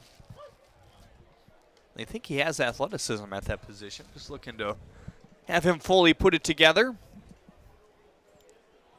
Yeah, so the Unicorns do not play the doubleheader this weekend. They play again tomorrow and Sunday. So they might want to try to stretch Sebastian out tonight so they don't use too many pitchers because they got to play again tomorrow. Did not get the official rotation this week, but maybe Zach Jones would go tomorrow. He pitched on Saturday last week, so that would make sense. He looked really good, so I'm sure they'll hope to get some length out of him tomorrow. That's kind of how it's been for them. Each team has taken it a little differently. We talked about the 4 players moving on to the Minnesota Twins organization from each of these teams. All of them pitchers, all of them arguably either the #1 or #2 on each staff. For the Unicorns, it's been more bullpen days for them to try to get through that. Jones has emerged as one of those starters. Yeah, when it's not Jones, it seems like it's 1 by 1 by 1. Which is something we saw quite a bit last year, given that most of the games last year were 7 innings. We started that way here in the USPBL this year. Sundays still 7, Saturdays for the doubleheaders 6 and 6, and Wednesday through Friday 9 innings with the 2.5-hour time limit. Outside to Logan Herring here, 2-0. Herring with the single. Back in the 3rd inning, he came around to score as well. That wind's still blowing out to right center. And he blows it that way as well. Isaac Phillips going to have to giddy up to get that one. He does. Uses that nice speed. I wish our flight scope tracked distance ran by the outfielder, because that would have been an interesting one to look at for Phillips in a short amount of time. Oh, yeah, that would be crazy. I've been actually out there shagging BP past 2 weeks, literally like 2 hours before the game, and it is tricky. I've never actually like been out in an outfield for a professional team, and it's way different than what you expect. The wind a factor here quite a bit as well, and it often changes directions, as it has a couple times here today. Breaking ball by Jalen Smith there.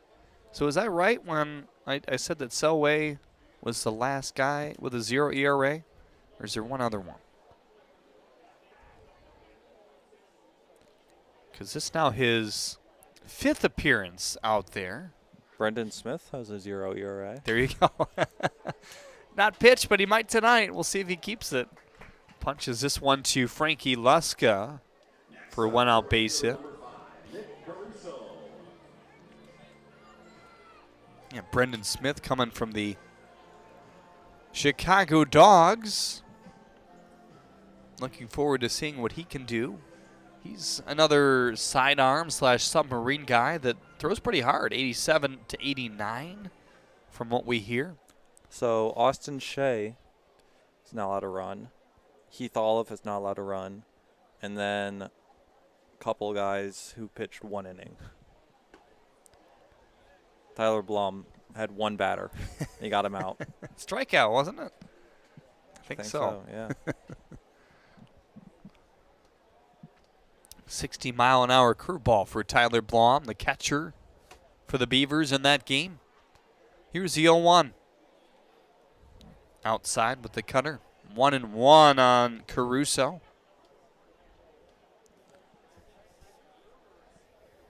Typically you see guys having a 4-seam or a 2-seam as their main pitch. But Sebastian's interesting because his 4-seam is his 3rd pitch. Right. He has thrown nearly 50% curveballs coming into tonight. All his outings in relief, so you can do that a little bit more. You start doing that as a starter. Your arm will probably fall off by the time the game is over, but he's right around that threshold here where they'd like to see 2 outs fairly quickly. 33 pitches for this reliever. Chipped off the end of the bat. Most he has thrown so far this year is 16. That was twice. So he's doubled that amount here. But I bet most of these relievers are preparing to throw a max 2 here tonight with Williams only going 2. They expected him to go 2 or 3 in his 2nd start, his 1st since May. Ready and ready, the 2-2. Curveball that lollipopped in. Phillips is going to play that. Taylor Jellikowski waving him around third base. Guzman sees it come offline. Slides in for style points there, and it's 6-0 Mammoths.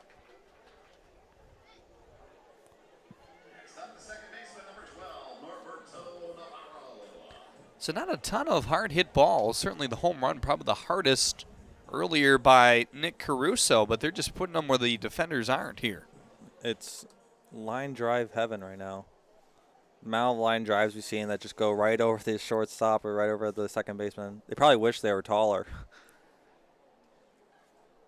Yeah, 2 of the more sure-handed shortstops here. As this one is a line drive again. Rip to Luska. Played it nicely. Snaps it back to second in case, but Smith scrambles in time. So that for the 2nd out. And now Christian Bullock will come back to the plate.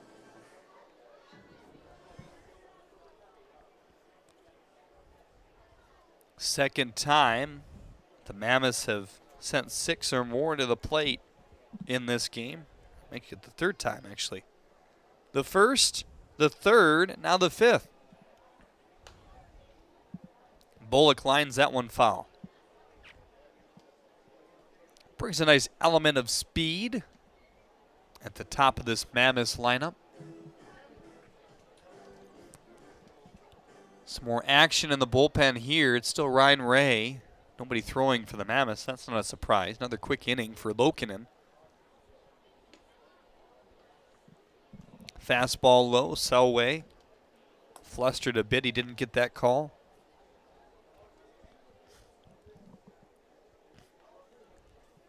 He also thought that he got strike 3 a bit earlier than he did to Trent Bauer. That was to end the 4th where he struck out the side. Ground ball foul for Pitchman.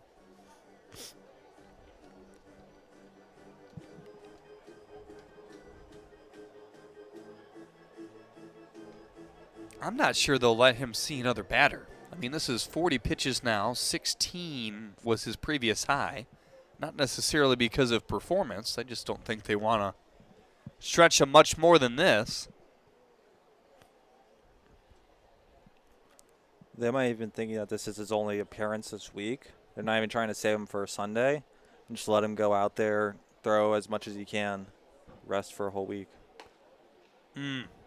Froze Bullock there, second time he struck out looking here tonight. And Selway, if that is the end of his outing, which you think it would be, has 4 strikeouts here tonight. Not bad. Back with more after this on the USPBL Network.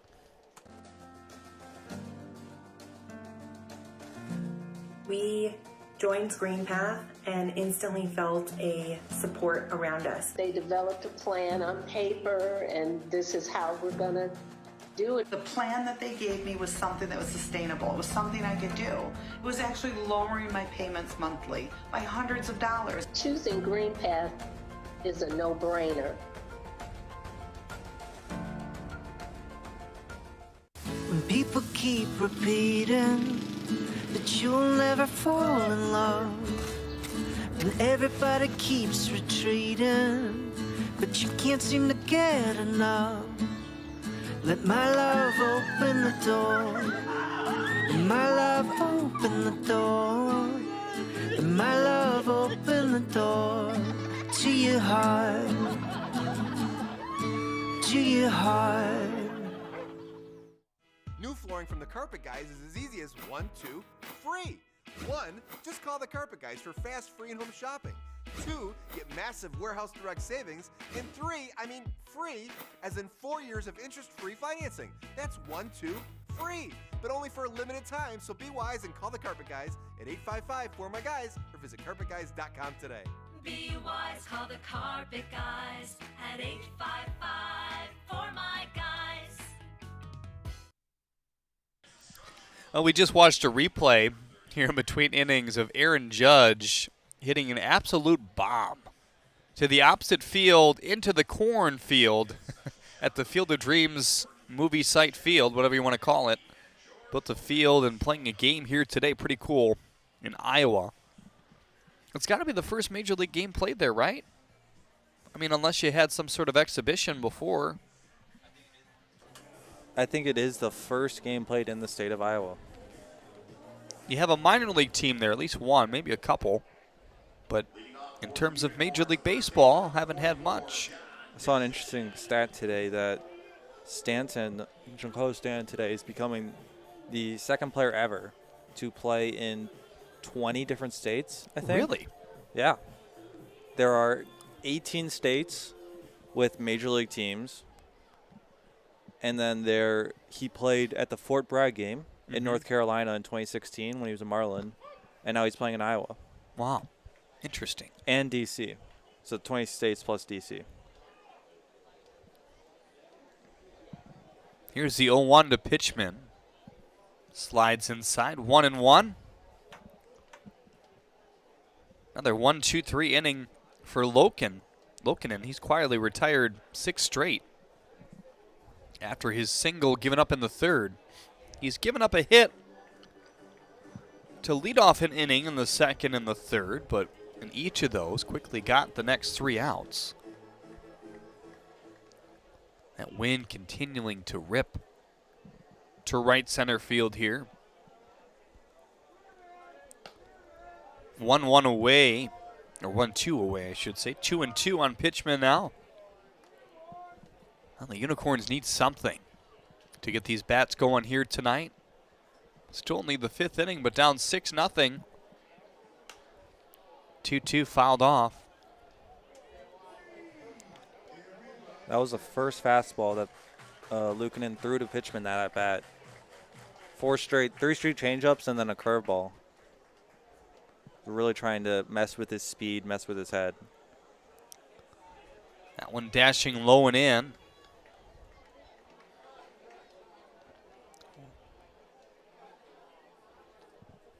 A lot of eyes on Miguel Cabrera now, but he did not play tonight against the Orioles.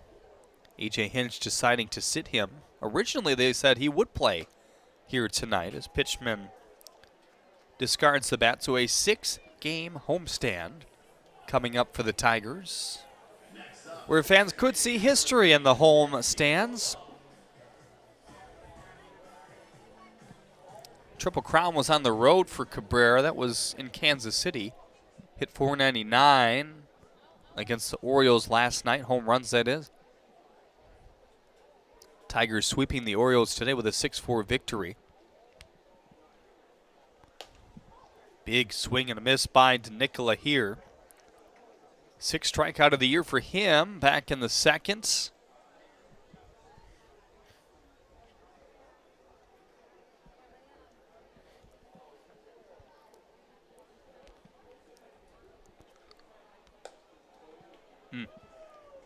Fastball by him. 0-2.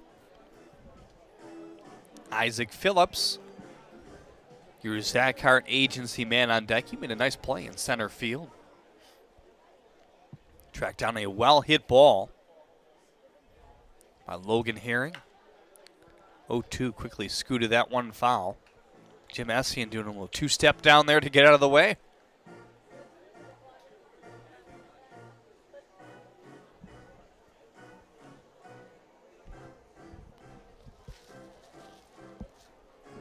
The sun's starting to set a little bit earlier now as the days get shorter. Gotten a bit more cloudier as well as this game has gone on. 0-2, wow, big swing and a miss. Buried the fastball outside. First out after the leadoff walk here in the 5th.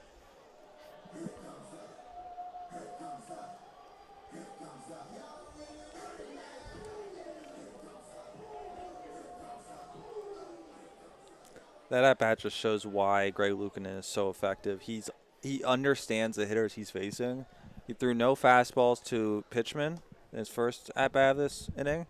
Second at-bat threw only fastballs to Denicola. Because he noticed Denicola was behind on every single one.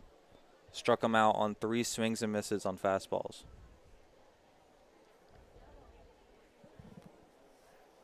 First pitch to Phillips. Carves him inside. And the walk, his first in what, nearly, is that 11 innings now in his last 2 starts? Yes. So that's a big positive for him as well, finding that command and control back, which he had very early on. That's a big reason why he became a starter, because what he showed out of the bullpen. 1-1 on Phillips now. You knew it would come back. It was just a matter of when for Luukkonen.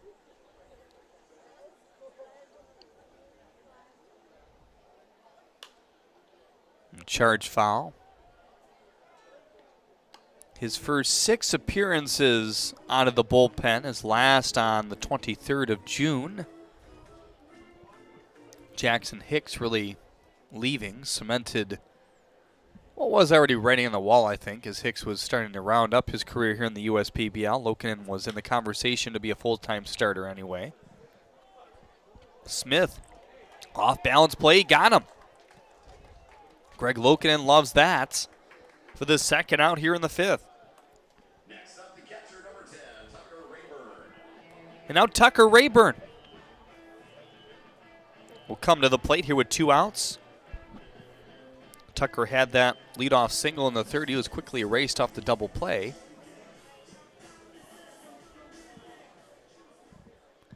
Not an easy play by any means there for Jalen Smith as he's able to retire Isaac Phillips, a speedy runner as well.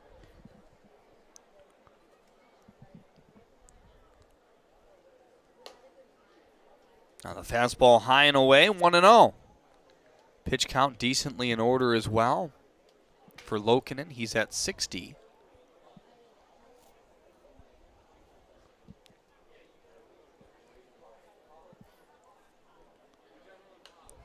Trying to strand the leadoff runner for the 3rd consecutive inning, which he has done that.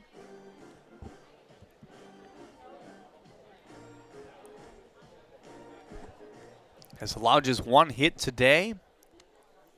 1 error is also reached in his defense behind him. Chop to Navarro. Nice play over to first, and he does just that. Leadoff man reaches in the second, the third, and now the fifth. Not advancing past second base. What an effort by Lokinen so far here today on the USPBL network. First State Bank is a locally owned and operated business. We're part of your community. At fsbcares.com, you'll find ways that we're making a difference by featuring locally owned and operated businesses, providing access to helpful financial resources, and engaging with community.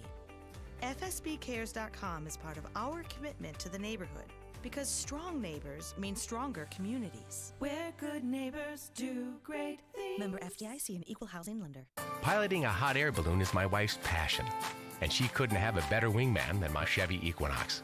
Its stylish design rises above the rest, and with its 4G LTE Wi-Fi plus great gas mileage, Equinox keeps us connected mile after mile.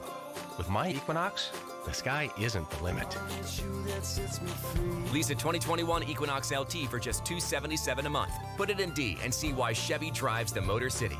Visit ChevyDetroit.com.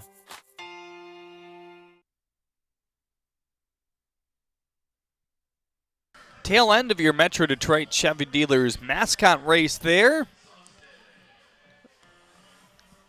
Those runners maybe a little extra tired here today on a muggy day in Michigan. Ryan Ray, the fourth pitcher used here tonight for Jim Asian, comes out to pitch the sixth inning here tonight. Finney, Briggs, Bauer, your Zach Hart agency. 3 men due up against Ray in the sixth. Really snappy inning in the fourth for Sebastian Selway, the third arm used tonight, and then faced some more pressure in the fifth. 6 batters came to the plate. The leadoff man scored. That was the walk by Guzman, driven in by the single by Caruso. And now Ray getting his 8th appearance. Had a start, an opener role in his last appearance. Probably the best we've seen him so far. 2 innings of work there. 1 unearned run, 2 walks to 3 strikeouts. The walks have been a bit of an issue. 1 in nearly every game so far, but you like the potential of this arm. And the positive thing you saw last game, in addition to going 2 full innings, but also his velocity had ticked up. He was more so 87, 88 in his last 2 appearances before that. So we'll be looking for that again here tonight. The converted catcher who's still hitting and catching. Some in the USPBL at this point, trying to figure out what the right move for him is. There's some balloons flying over the field right now, heading towards the stadium, maybe from one of the Cabana suites here today. You often see birthday parties in those. That just scoots past the light tower. Looked like he almost touched it. Fly ball to right center field. Phillips dashing in a couple steps, and he will make out number 1 in the 6th. Greg Lokinen, actually a 1-day belated birthday boy here today. 24 years of age, doing a really nice job on the mound through 5 with a tidy pitch count to this point. And with the Mammoths playing that doubleheader, you could see Lokinen going a decent amount of innings here tonight, you'd think.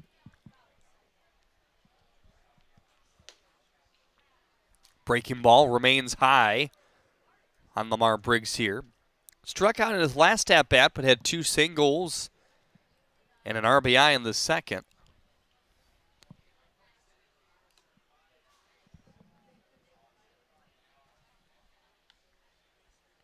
Quite a few of converted guys like Ryan Ray here in the USPBL. Well, what scouts like about these guys is the slate is clean. There's no arm injury, not much baggage. He's used the arm quite a bit at the catching spot, but obviously not the same taxing motion as pitching can be. Yeah, and one good thing about Ryan Ray that I've liked so far is he's given up pretty weak contact. Only 1 home run so far, And, you know, his exit velocity, what he's giving up, what the bad balls say is that he's not giving up too many hard hit balls. You just saw that one out to center earlier. I think that's a good point. Excuse me, too, about the home runs. It's only 8 2/3, so you don't want him to give up all that home runs. But at the same time, for a guy who has not pitched hardly at all in his life, he threw a few innings in college and now nearly 9 full professional innings. Here's the 3-2 to Briggs. Fly ball to center. Hanging up there for Phillips. He creates the first 2 outs here in the 6th. It's not going to come easy for a guy to command and control most of the time very early on when you're just converting. And when you have a pretty hardy fastball, like Ray, if that thing's right down the middle, it's likely going far. And it's going to be hit hard. But you bring up a good point. Only 1 home run so far, so I think that's a positive in and itself. And we're not just blowing smoke here. I mean, there's a lot that goes into pitching, number one, here at the professional level, and converting to pitch number 2. And the 2 guys you see trying to do that right now, Brandon Krenrich has had a little bit more work in that spot, but he pitched his last couple of years in college. He's actually warming up now. He may get the 7th inning here tonight for the Unicorns, but it's pretty simple mechanics, as you see for Ryan Ray. Tough spot for the pitching staff is, though, they have not been able to fully commit to working with him just because he works with both groups. So that can be tough at times as well. 2-0 high. Yeah, well, being a catcher is such a valuable position to be able to play, especially here where we don't have tons of catchers who can, you know, catch in games and do bullpen. So they want to keep him, you know, warmed up in case a team needs an emergency catcher. Keep him hitting so that he can, you know, one day get back out there. Yeah, both sides of the bullpen this year now. Catching at times, I'm sure, and now pitching. The pink outline sky is back here as the sun goes down in the Metro Detroit area, reflecting the light on some of the clouds here in left and right center field. Trent Bauer going to draw the first base runner against Ryan Ray. There it is. And it feels like some of this traffic has kind of been in this situation. He retires a couple batters. Not able to finish off the inning, but again, working things through as we speak in games. That's what's the benefit of pitching in this league, certainly a developmental league. Hard fastball. Yeah, even the 88 plays up, don't you think? Yeah. I mean, we've seen a couple times so far today where he's kind of let his fastball just ride a little too high, and even a little bit in. So he needs to get that down, get that under control, and just throw more strikes. Guzman has walked twice in his last couple at-bats. Has scored both times as well, 2 of 6 runs that have crossed the plate thus far. Tucker Rayburn keeps that one enough in front of him to keep Bauer over at first.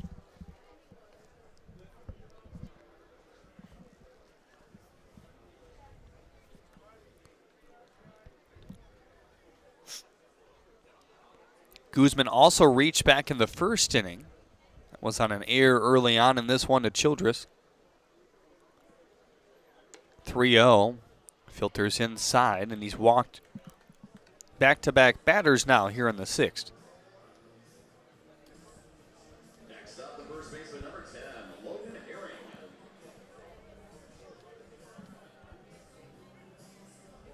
Brandon Krenrich has just begun to throw from mound's length. So you'd think he needs at least a couple more batters before they can think about bringing him into this game, but I would think that this is Ryan Ray's inning unless things really explode. Yeah, with the score the way it is, they're probably going to be giving him a couple more batters unless he just can't throw strikes. 2 runs in the second, 3 in the third. Another tack-on run in the 5th as well for this Mammoths team. And the last at bat, he actually had 2 very close fastballs that just missed on the, I think, the inside corner. And that one, though, was a little bit high. So just getting those competitive pitches where every single one, the batter has to think about swinging, is very important for Ryan to get into. And sometimes it'll tempt the umpire, too. When you have a guy that you know is throwing strikes consistently, you're going to buy a few more calls, and there may be a couple inches high, low, inside, outside. It's probably the opposite way for someone throwing balls like Ryan is right now.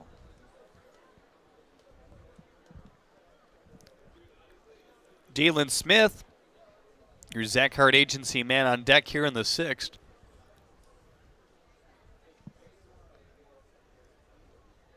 The 3-0 to Herring. Fly ball hanging up there. Pitchman can't find it in the lights. It's actually in right field for Drew Galassi. As it scoots into the bullpen in the end.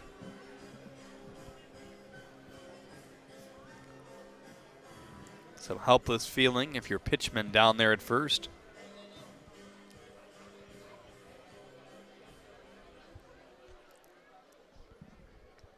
Trent Bauer on second. He walked on a 3-1 count. Guzman walking on a 4-pitch walk. And that's the 3rd consecutive here in the 6th. And Jalen Smith. Eyeballs lighting up a bit as he strides to the plate with the bases loaded and 2 outs. Ryan Ray retired the first 2 men he saw. A fly out and a pop out. Now we're going to see a mound visit by your starting pitcher here today, Colton Williams.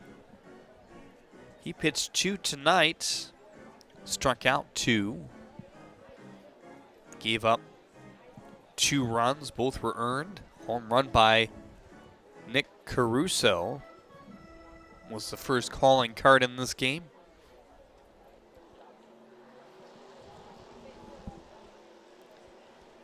Whole infield gathers. Home plate umpire is going to break it up.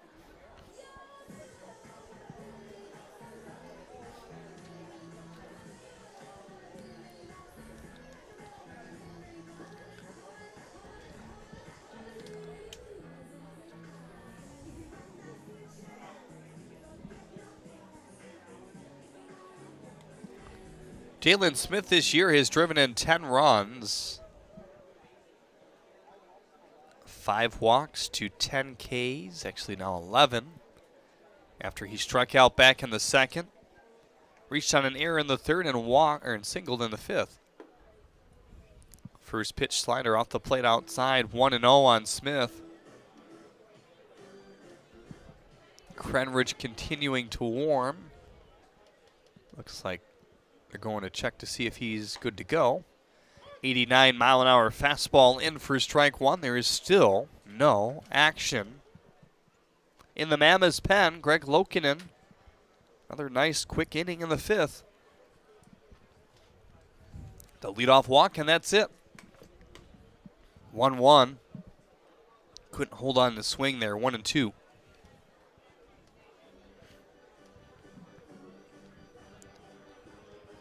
So ahead in the count, that's important here with the 3 walks in a row in this 6th inning. 1-2. Ground ball chopped to the left side. Tough play for Ray. Into the base pass. His 1 run is around to score. The 2nd comes home as well. The Mammoths continue to pour on. It's 8-0. Adrian Guzman scoring his 3rd run of the game, 9, 10, and 11 of the season. And Nick Caruso will face a new pitcher. It's Brandon Krenrich here. True bullpen day for the Unicorns. We'll check Krenrich's numbers when we get back on the USPBL Network. Stick with us. Piloting a hot air balloon is my wife's passion, and she couldn't have a better wingman than my Chevy Equinox. Its stylish design rises above the rest, and with its 4G LTE Wi-Fi plus great gas mileage, Equinox keeps us connected mile after mile. With my Equinox, the sky isn't the limit. Lease a 2021 Equinox LT for just $277 a month. Put it in D and see why Chevy drives the Motor City. Visit ChevyDetroit.com. They call me Prospects. Since the day I was born as a diver's watch, the challengers of the world have taught me many things. Life is not a numbers game. It's about challenging ourselves. No matter what happens, just follow your heart. These pioneers drive our generation forward. Not by setting records, but by never giving up. Keep going forward. Prospects. Available at Lucido Fine Jewelry.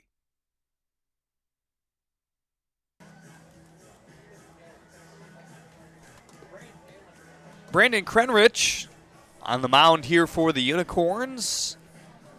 His team with a tough deficit here, 8-0. Runners on first and third this inning. Looked like it might be over after the first 2 outs were recorded quickly by Ryan Ray, fly out, pop out. And 3 walks in a row. 2 of them have been plated already. The third standing on third base next to Taylor Jellikowski. And an error allowed 2 more runs to score. Jalen Smith reaching first. Krenrich just looking for an out here in the 6th inning.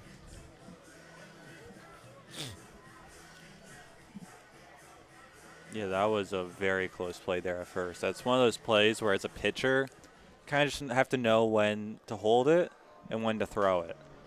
Because if he had held it there, only 1 run have scored. It would have just been a single. He threw it, and he made a good throw, but, you know, with the runner being right there, the first baseman kind of had to make a weird catch, and it just didn't work out. Matt Snyder, the analytics department, joining us here. Jeremy Otto to bring the call tonight. First pitch fastball in for strike 1. Jake Heilman again will join me tomorrow. Then Jenna Rose and Jason Ross Jr. We'll be back for the weekend series. Now the 0-1. Hit it hard but foul. And a little bit of a different velocity change as well. Krenrich consistently hitting 91.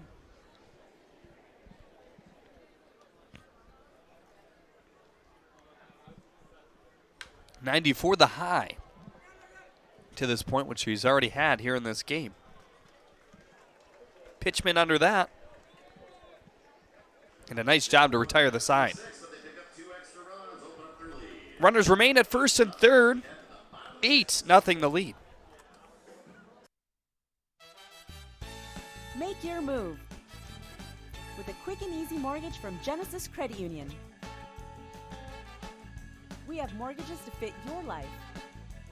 Genesis Credit Union. Visit us today. We build roads, bridges, wind farms and pipelines, schools to skyscrapers. Our members create monuments. We operate. We're the operators and mechanics behind the advanced heavy machines that move Michigan forward. We maintain boilers and HVAC. Our members run the complex heating and cooling systems that we all depend on. Our training is second to none, and safety is our priority. We are Operating Engineers 324, and we keep Michigan running.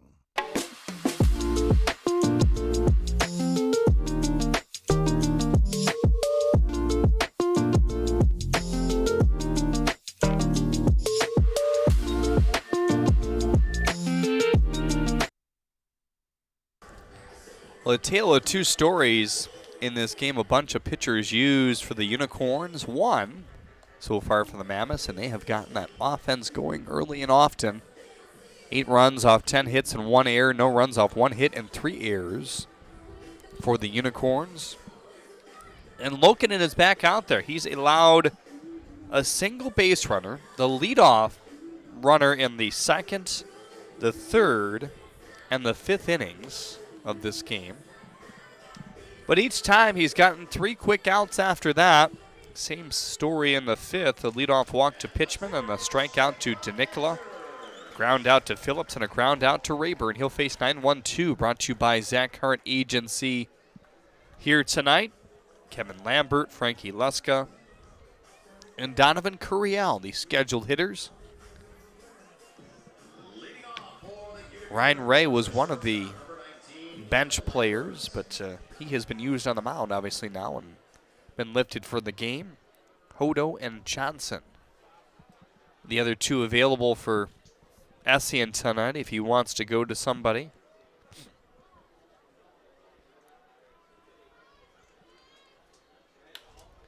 Lined up the box. Guzman trying to steal a hit. If nothing else, he makes it an infield hit for Kevin Lambert. He's made some plays like that, though. You just kind of assume it's going to go into center field, but cuts it off quickly, throws it strong over to first. That's the first professional hit for Kevin Lambert as they usher that ball out of play. John Hodo will also get a pinch hit at bat here for Frankie Luska, so we'll see what Essien does in terms of shifting his defenders. You wouldn't think that Hodo goes out to left.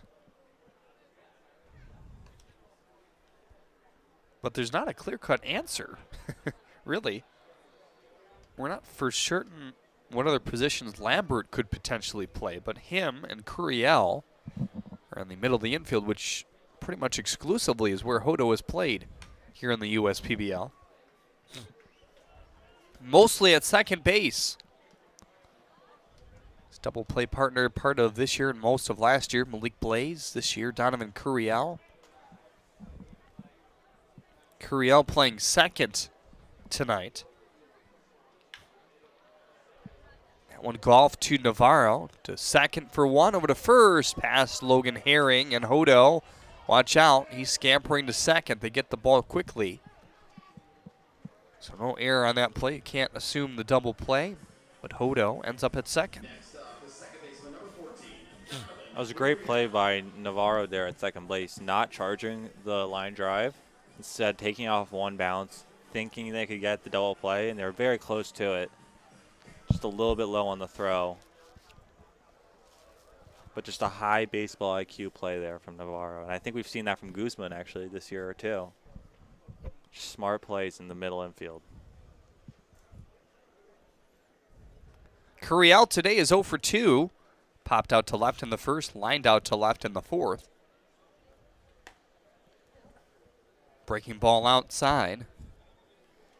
Really nice pitch mix here tonight for Lokinen. Really in command and control of his stuff, as you mentioned earlier. Yeah, he's not one of those guys who overpowers you. His fastball is literally as fast as Miguel Sereno's changeup. Does its duty, though. Yeah, he's able to locate it. He's able to trick hitters. He's just a very smart pitcher. And I think he must have a lot of movement on his pitchers because he generates a lot of whiffs. 32 Ks coming into tonight on the fastball alone. So that says something right there.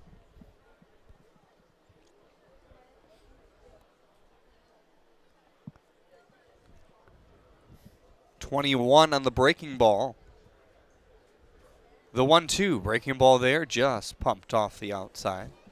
So this is what I'm going to guess in terms of defense next inning. Childress goes to left, Hodo goes to second, Lambert to third, and then Curiel over to short.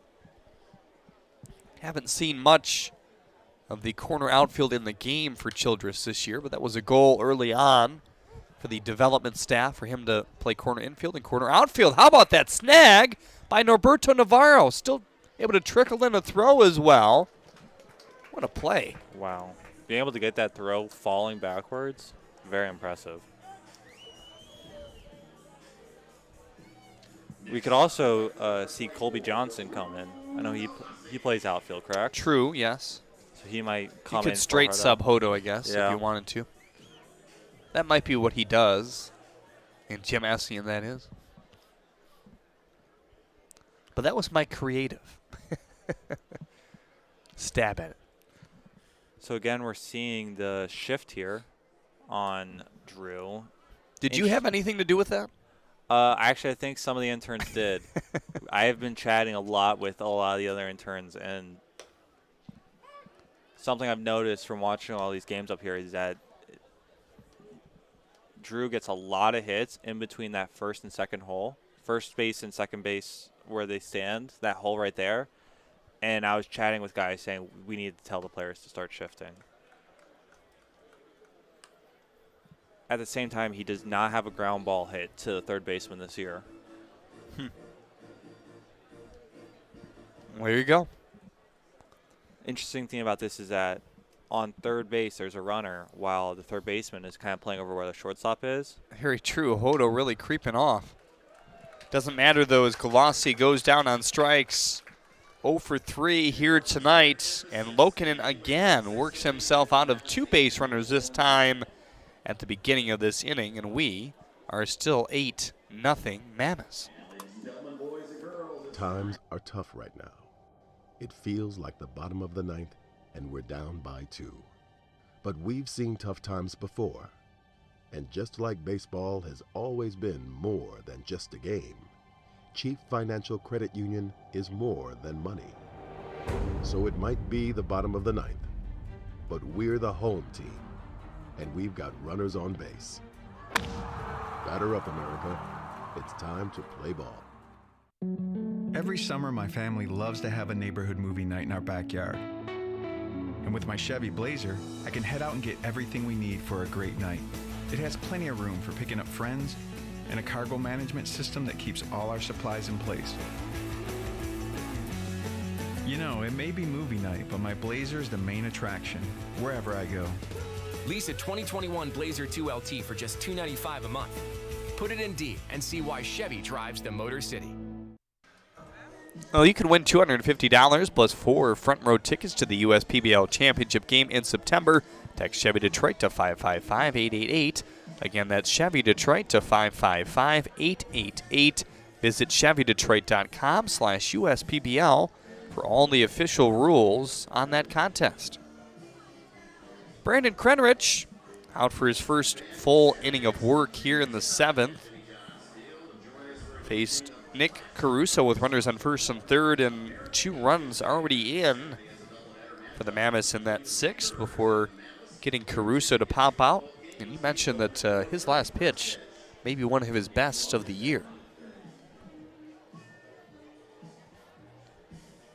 Had a lot of movement on it. The slider with 2,800 spin on it.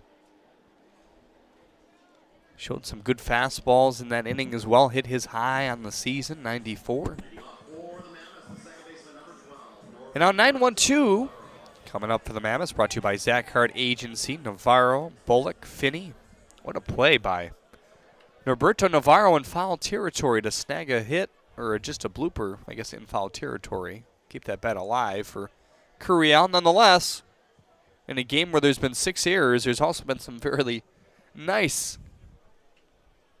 plays all the way around as well. Yeah, Navarro had himself an inning last inning, so hopefully he can do something here.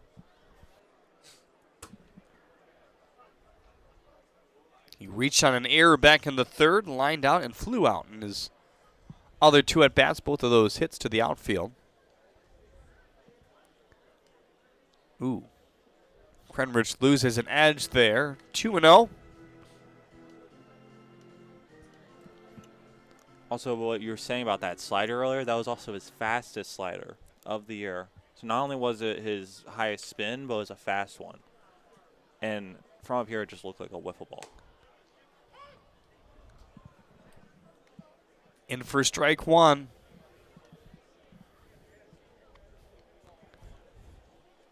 Ever see one of those blitz balls in the air too. It's supposed to move even more. It's kind of the consistency of a wiffle ball. It's just plastic too, but with no holes. Got a bunch of divots on it. This one lined into left center for a base hit. We had one of those in the backyard. Next up, the left fielder number 18, Kristen Bullock. Christian Bullock, the top of the order, coming up again. Struck out twice in his last 2 at-bats. Also reached in the second on a walk.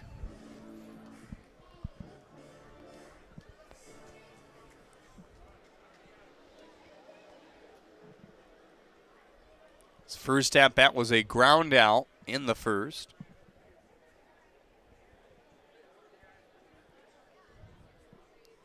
Pinching in at third is Childress. He's been that way all night against Bullock.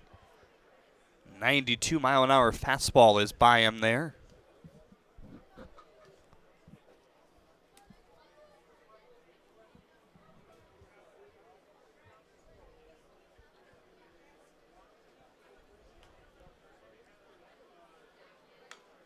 Krenrich rears back for 91 on that pitch as it's fouled off.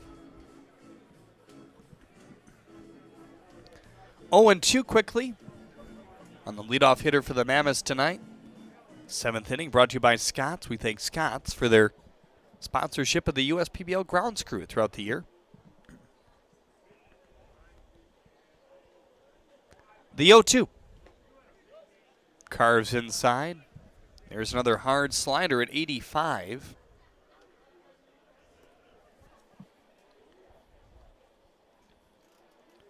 Or maybe that was a changeup. He throws it very sporadically.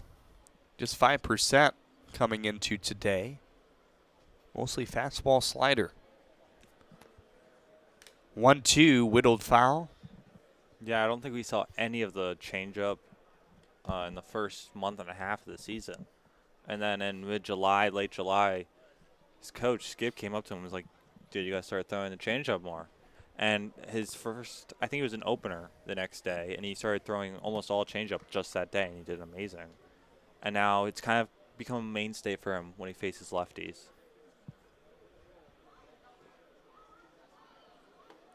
1-2 in for strike 3 on the inner third. And that called third strike is brought to you by Sherwin-Williams. Next up, the catcher number 1, Jordan Finney. Now Jordan Finney comes up after the first strikeout there for Krenrich.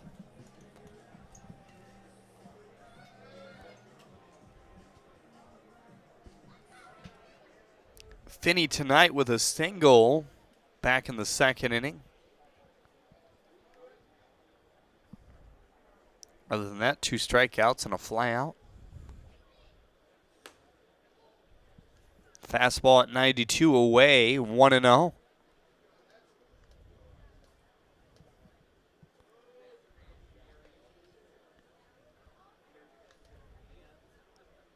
A number of other games have gone final already in the MLB. Nationals with a doubleheader loss, both of them to the Mets, 5-4, 4-1 here tonight. 1-0 in for strike 1. St. Louis with a close win over Pittsburgh, 7-6. They have now 58 wins to 56 losses. Philadelphia defeats the Dodgers 2-1, 17-0. The Oakland A's over the Cleveland Indians here tonight. We've seen some lopsided games in the MLB over the last couple days. Cincinnati 12, Atlanta 3, Tampa Bay 8, Boston 1. That's a final. 70th win for Tampa Bay. Seattle with a 3-1 win over Texas. And a number of late games still to be played. Toronto, LA, San Diego, Arizona, Colorado, San Francisco. 2-1, skied foul. That game in Iowa still in progress, 7-4 White Sox. So decent offensive showing there. 7-run third inning for those two teams combined.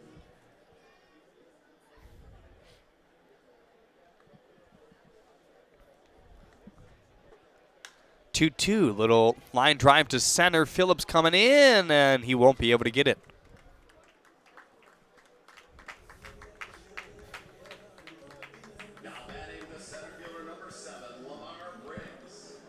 And Lamar Briggs will get yet another at bat. It's been productive today. 2 more singles, an RBI, and his at bat in the second as well.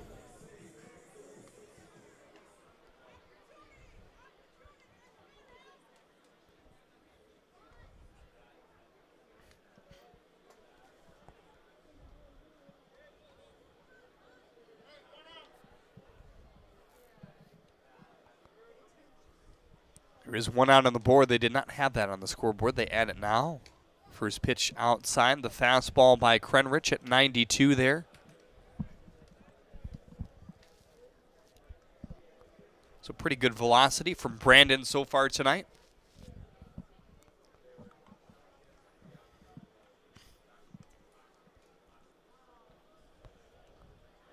The 1-0. Fastball popped it foul.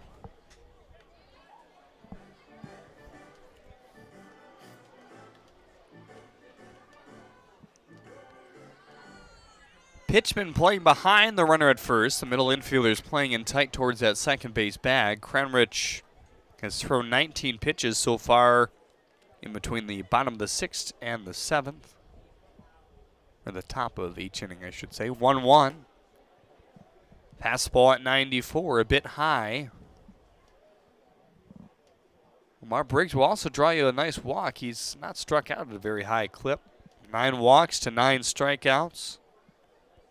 I'm pretty sure Lamar Briggs actually has the lowest strikeout rate out of anyone who's been here the whole season. Does he? Makes sense. 2-2 on Lamar.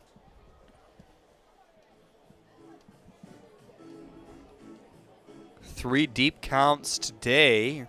His first 2 hits were early in the count, but struck out in a 3-2 pitch in the 4th, popped out in a 3-2 pitch in the 6th, and now an even pitch in the 7th. Ooh, wipeout slider. Another great one for Brandon Krenrich, his second K here in the 7th. Next up, the designated hitter number 16, Trent Bauer.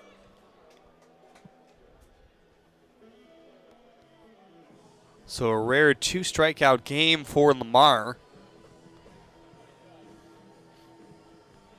He's just been very consistent at the plate in the last 2 months. He struggled in the first, 3-4 weeks, if you can go that far of the season. They made just a subtle tweak to his swing. He was hitting a lot of ground balls, and the power came really fast.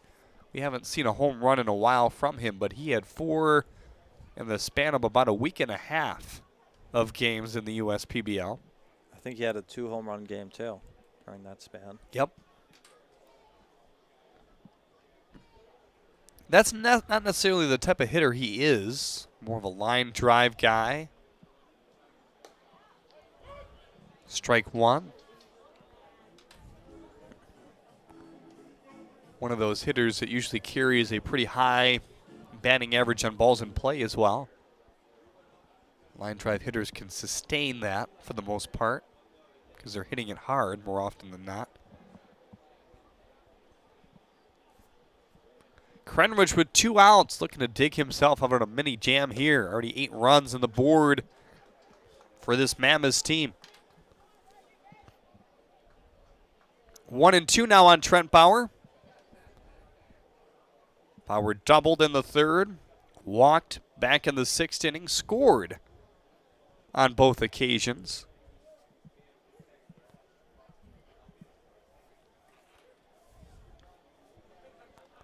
Spread out outfield for everybody here. 1-2 slider, or fastball, I beg your pardon. Had some cut on it to the inner 3rd.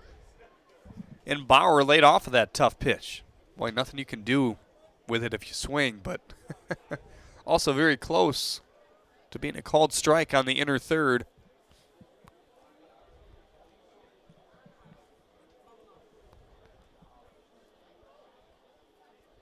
The 2-2 from Krenrich. Swing and a miss. Another wipeout slider. Had a few good ones certainly here in the 7th and a good one to end the 6th. That one with spin of 2,700, which is well above the average for a slider here in the USPBL. Time for your Genesis Credit Union 7th inning stretch here tonight. Take me out to the ball game. Take me out to the ball game. Take me out with the crowd. Buy me some peanuts and Cracker Jack. I don't care if I never get back, for it's root for the home team. If they don't win, it's a shame. For it's 1, 2, 3 strikes, you're out at the old ball game. I struggled through that one here. The voice is not the best the past couple days, but hang with us. Genesis Credit Union, 7th inning stretch here today on the USPBL Network. There's nothing better than a ball game at Jimmy John's Field and a cold beer from Midland Brewing Company. Hi, I'm Kyle, the head brewer at Midland Brewing Company, here to wish you a stellar time making memories at Jimmy John's Field. And we hope that you're living it up with a Copper Harbor Ale in your cup. You can find more of our selections here at the ballpark and around town at your favorite bottle shops too. We hope you have a ball at the game, and remember, enjoy responsibly. Let's play ball.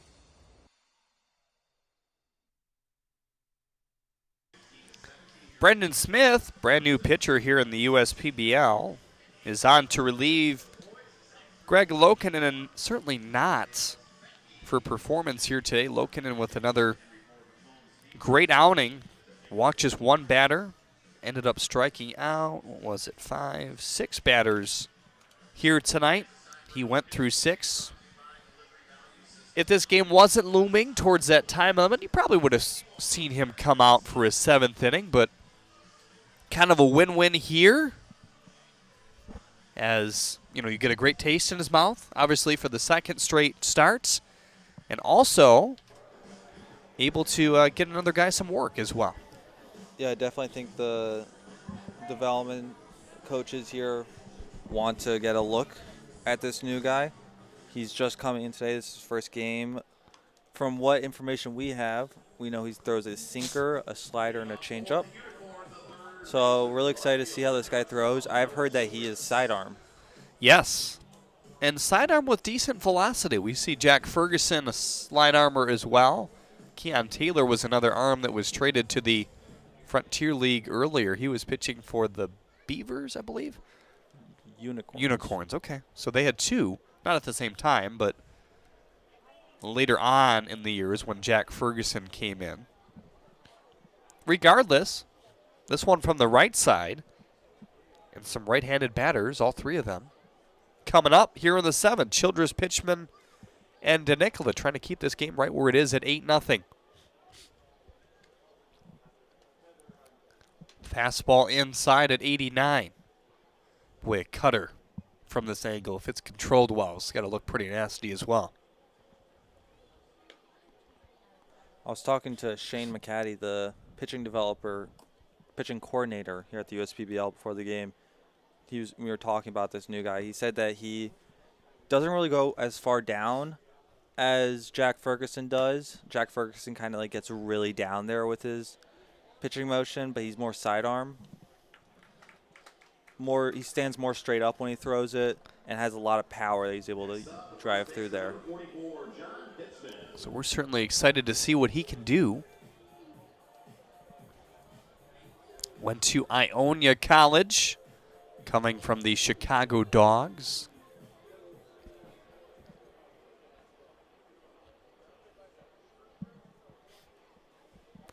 One up and one down here in the 7th. That one hit, or did it not? Did everything it could without hitting. Pitchman there with the changeup. Home plate umpire dashing out of the way as well. 1-0 quickly on Pitchman now. He struck out back in the 2nd, walked in the 5th as well.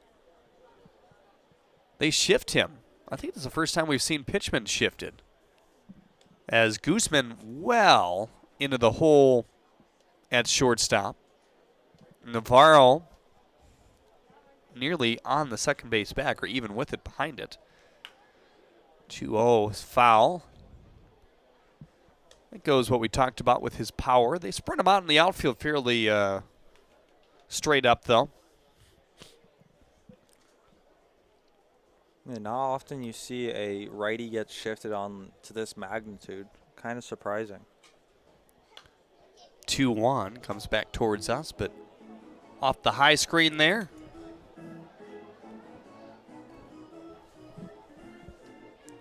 So Brendan Smith, tough duty of following up Greg Lokinen here in the 7th inning.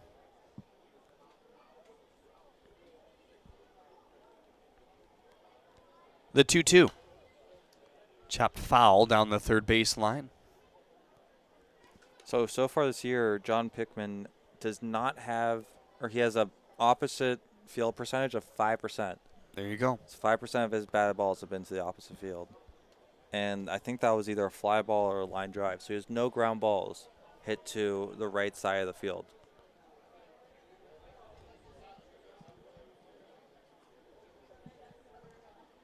2-2 popped him up. Bullock darting back and then in for the second out here in the 7th. And now Nick DeNicola will come to the plate. He struck out twice so far here today. Jack Ferguson is beginning to warm up for the Unicorns now.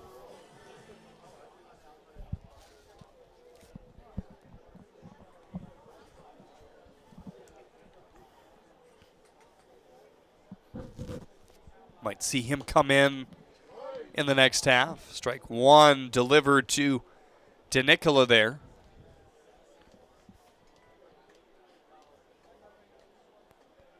So far, it seems like Brendan Smith really likes to work that inside half. First time we see him go to the outside for strike two.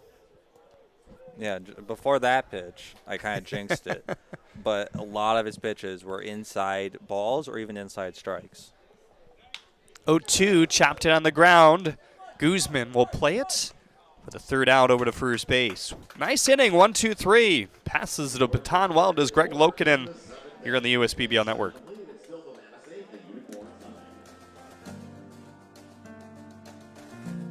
We joined Green Path and instantly felt a support around us. They developed a plan on paper, and this is how we're going to do it. The plan that they gave me was something that was sustainable. It was something I could do. It was actually lowering my payments monthly by hundreds of dollars. Choosing Green Path is a no-brainer.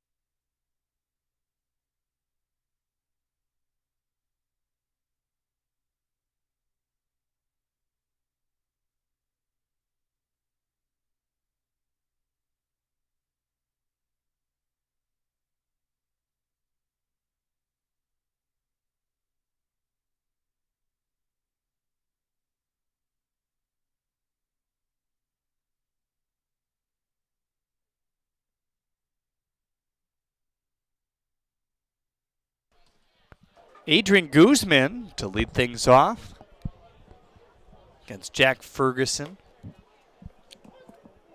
Fastball outside. Whole host of arms used today for Jim Essian.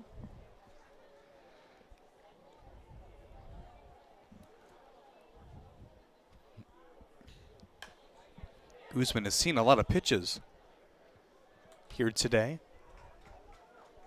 For that flyout, had walked 3 at-bats in a row.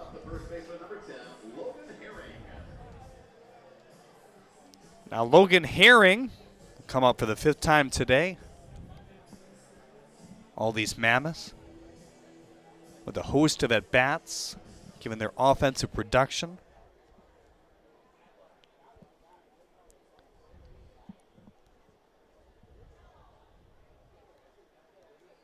Herring had a single in the 3rd and a walk back in the 6th inning. This one piped to 3rd. It is, in fact, Curiel over there. Great play by Curiel. Coming off of a lefty's bat, it's got to have some weird spin. Kind of looks like it's coming at you hard because it's, the hot corner, but it's from a lefty, so it's going to come kind of weird. Being able to actually catch it, great job. So it's Curiel at 3rd. Childress did go to left. They keep Lambert at short. Hodo over at 2nd. Pitchman still at 1st. Colby Johnson. Actually, that's still Phillips in center. And Colossi in right. Hot shot. What a play. Curiel for the 3rd out. Donovan flashing the leather as he usually does. Whether it be second base, shortstop, or now third base here tonight, doing a nice job.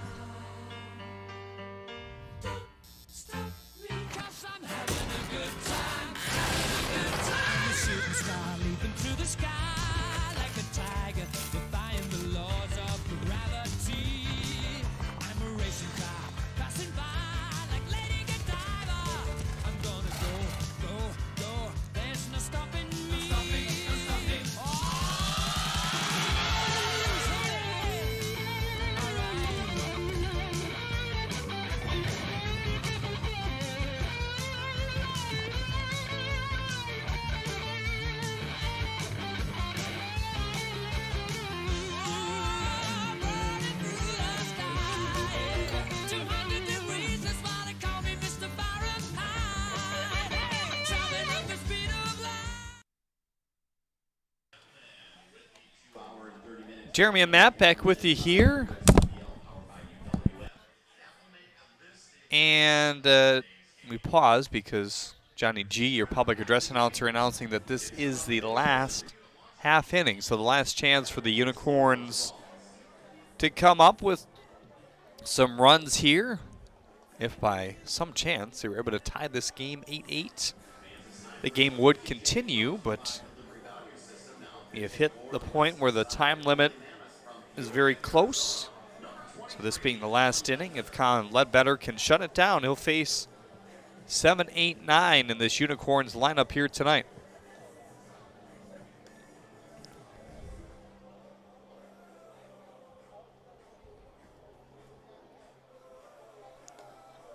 Colin Ledbetter with his 16th appearance, carrying a 3.48 ERA into play tonight.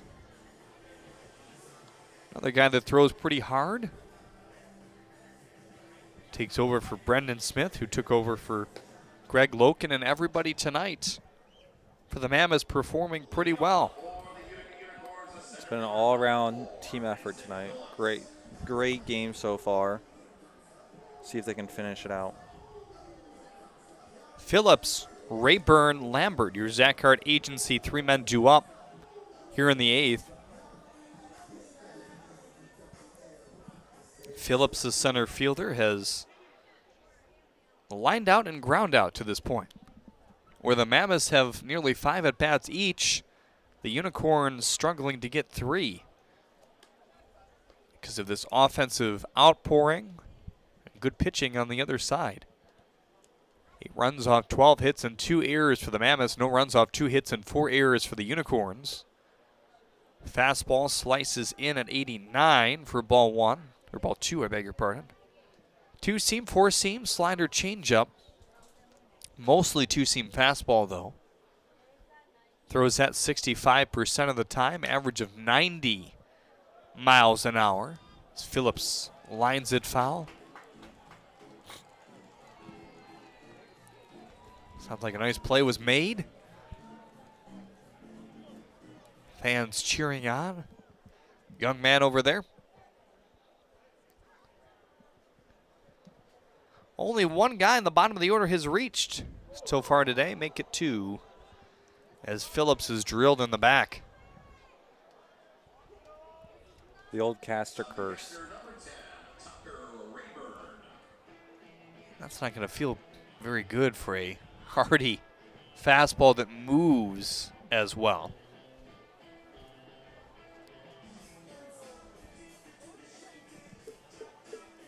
So Phillips on base for the first time, and Ledbetter says, my bad. No intent, obviously, there with an 8-0 game.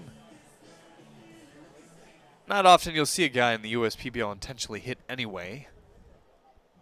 Not often. So it's happened before?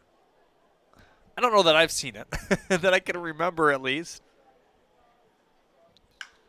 First pitch on a line, buttoned right to Lamar Briggs for the first out here in the 8th. Something I've noticed that a lot of these guys, because the league is so small and everyone plays in the same ballpark, all these guys know each other. They've all worked with each other. So a lot of them are just friends. Even though they're on different teams, they play against each other, but you know, they all have friendly rivalries. They all get along. So really great just watching them hang out, take BP, maybe mess around with each other before games. First pitch to Lambert. Breaking ball in for strike 1. Stick around for our Idle Lab post-game show. We'll catch up with our Rochester University player of the game.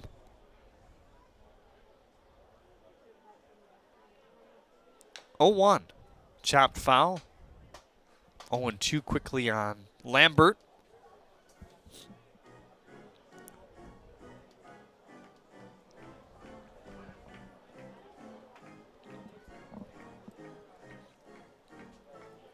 One out in the inning. The hit by pitch waiting at first. That's Phillips.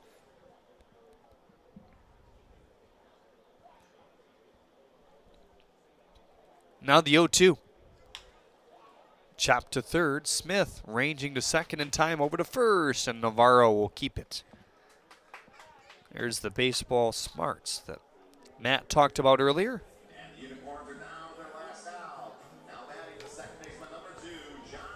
And Alhoda will be the last shot here in the 8th inning.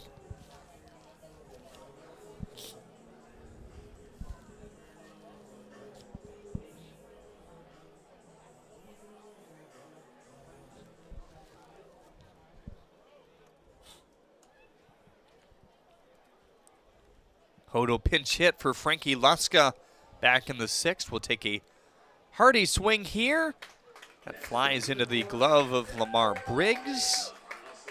And that will be the final out here in the 8th inning.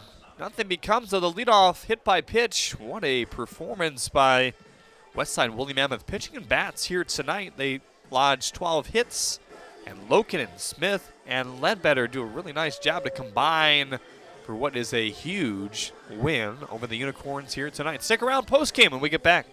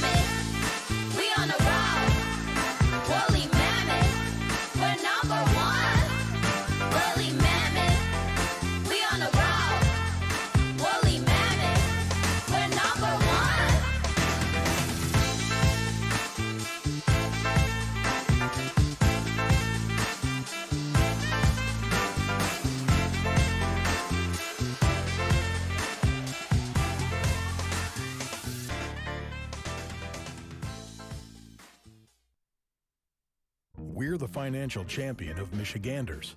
Whether you're a goal-getter or dream chaser, an empty nester, or up-and-comer, anyone in Michigan can bank with us. Michigan Schools and Government Credit Union.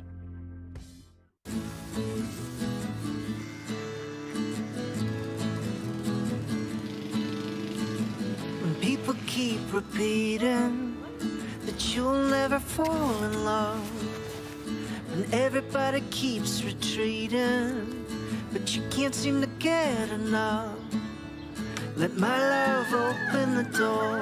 Let my love open the door.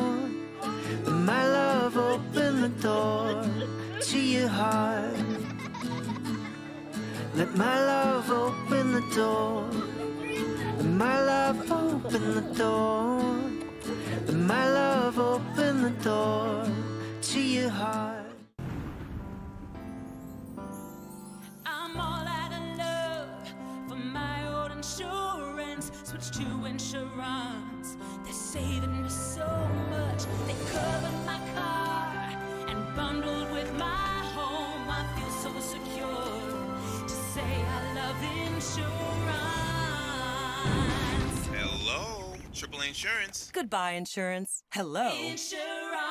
Get a quote and save up to 20%. They call me Prospects. Since the day I was born is a diver's watch. The challengers of the world have taught me many things. Life is not a numbers game. It's about challenging ourselves. No matter what happens, just follow your heart. These pioneers drive our generation forward. Not by setting records, but by never giving up. Keep going forward. Prospects. Available at Lucido Fine Jewelry. Milk, milk, milk.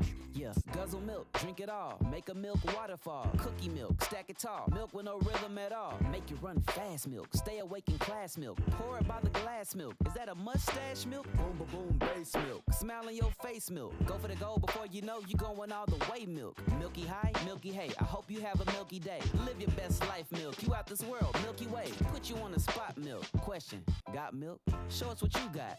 Hashtag got milk.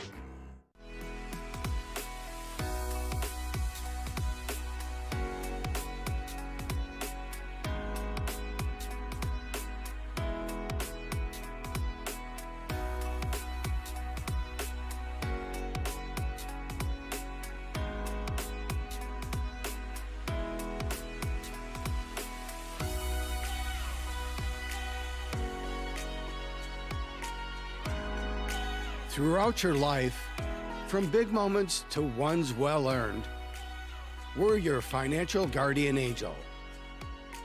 Alliance Catholic Credit Union.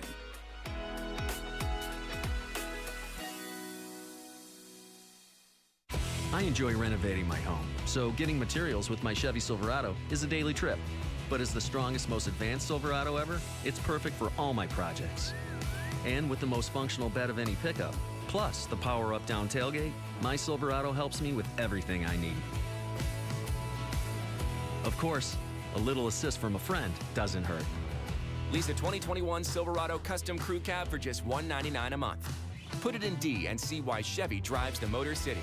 You hear about the promo that Jimmy's John's got going on? 5 off 20? How they pulling it off?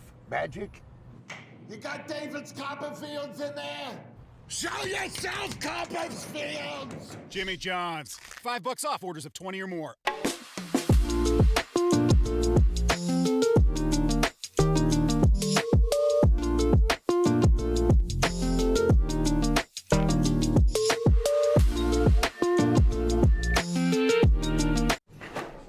Elite athletes want to be closer to what fuels them. So we built them a gym behind the milk section.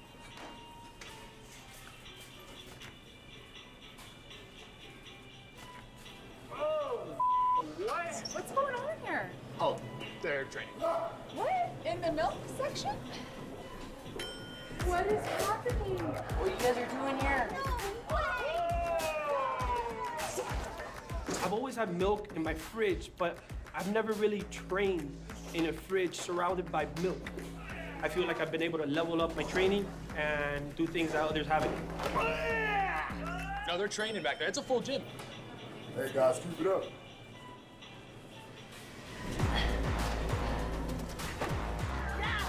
Being close and nearby milk, it's how I hydrate, it's how I recover. It's important to be at arm's reach. Elite athletes want to be closer to what fuels them. So we built them a gym. The game is Greg Loken, no surprise here today. He goes 6 innings, 2 hits, 1 walk, and 6 strikeouts here tonight. So this is back-to-back outings, just 1 walk in between. You kind of struggled with walks before that. I guess what's clicked for you recently in that department? You know, a lot of it is really just, like I was just talking to you about, really trying to throw everything harder and not trying to guide it so much and really trusting myself. I think a lot of the struggles with that, my previous couple of games were just trying to be too perfect, trying to do too much. So last couple of games, I've been kind of letting that go, letting that thought go, and just trying to throw it and have some fun. You were really impressed with the changeup. Had some nice movement here today and harder, just like you said there. Yeah, exactly that, man. You know, trying to throw everything with more intent, more conviction behind it. And that's one thing that really, really helps my changeup in terms of movement is just when I throw it harder, finish a little bit more out in front, like with, you know, Shane's been working on that with me. Gets a lot more movement, a little bit more velo, and a lot more depth. Your fellow Catholic leaguer hit his first home run here today, the native of De La Salle. You from Orchard Lake. You got a smile there a little bit, right? Yeah, that was awesome because he doesn't exactly have the most juice in batting practice, but he's very good with the contact. So it was nice to see him. It was nice to see him get a hold of one. It was nice to see the rest of the boys really have an offensive onslaught today. Yeah, it's a big win for you guys in general. It's a Unicorns team that you struggled with last week in the doubleheader, but overall, as you look towards the playoffs, a huge win. Yeah, no, I mean, it's just fun, man. You know, we've been struggling a little bit. We got some really, really, really good hitters. I personally think best hitters in the league, and it's just a matter of us kind of gaining that rhythm, gaining the momentum, and hitting that little spark of offense. And clearly we saw that today, and I think if we can keep that rolling and keep some good pitching on the mound up, I think we're going to have some serious fun in the postseason. Are you ready for this mugginess to go away? Yeah. I smell a little bit right now, and I'm very wet, very sweaty, so I'm ready for this to dry up a little bit, cool down. He earned the shower today. 6 innings, 2 hits, 6 strikeouts compared to 1 walk. Greg Loken, your player of the game, brought to you by Rochester University. 3 more games, I guess 4 in total in the USPBL. His Mammoths will play in the doubleheader on Saturday. We'll see you tomorrow for Catholic Night. That's fitting as well. Brought to you by Alliance Catholic Credit Union at 7:05 Eastern night. Tomorrow it's also fireworks. So see you then. Have a great night, everybody.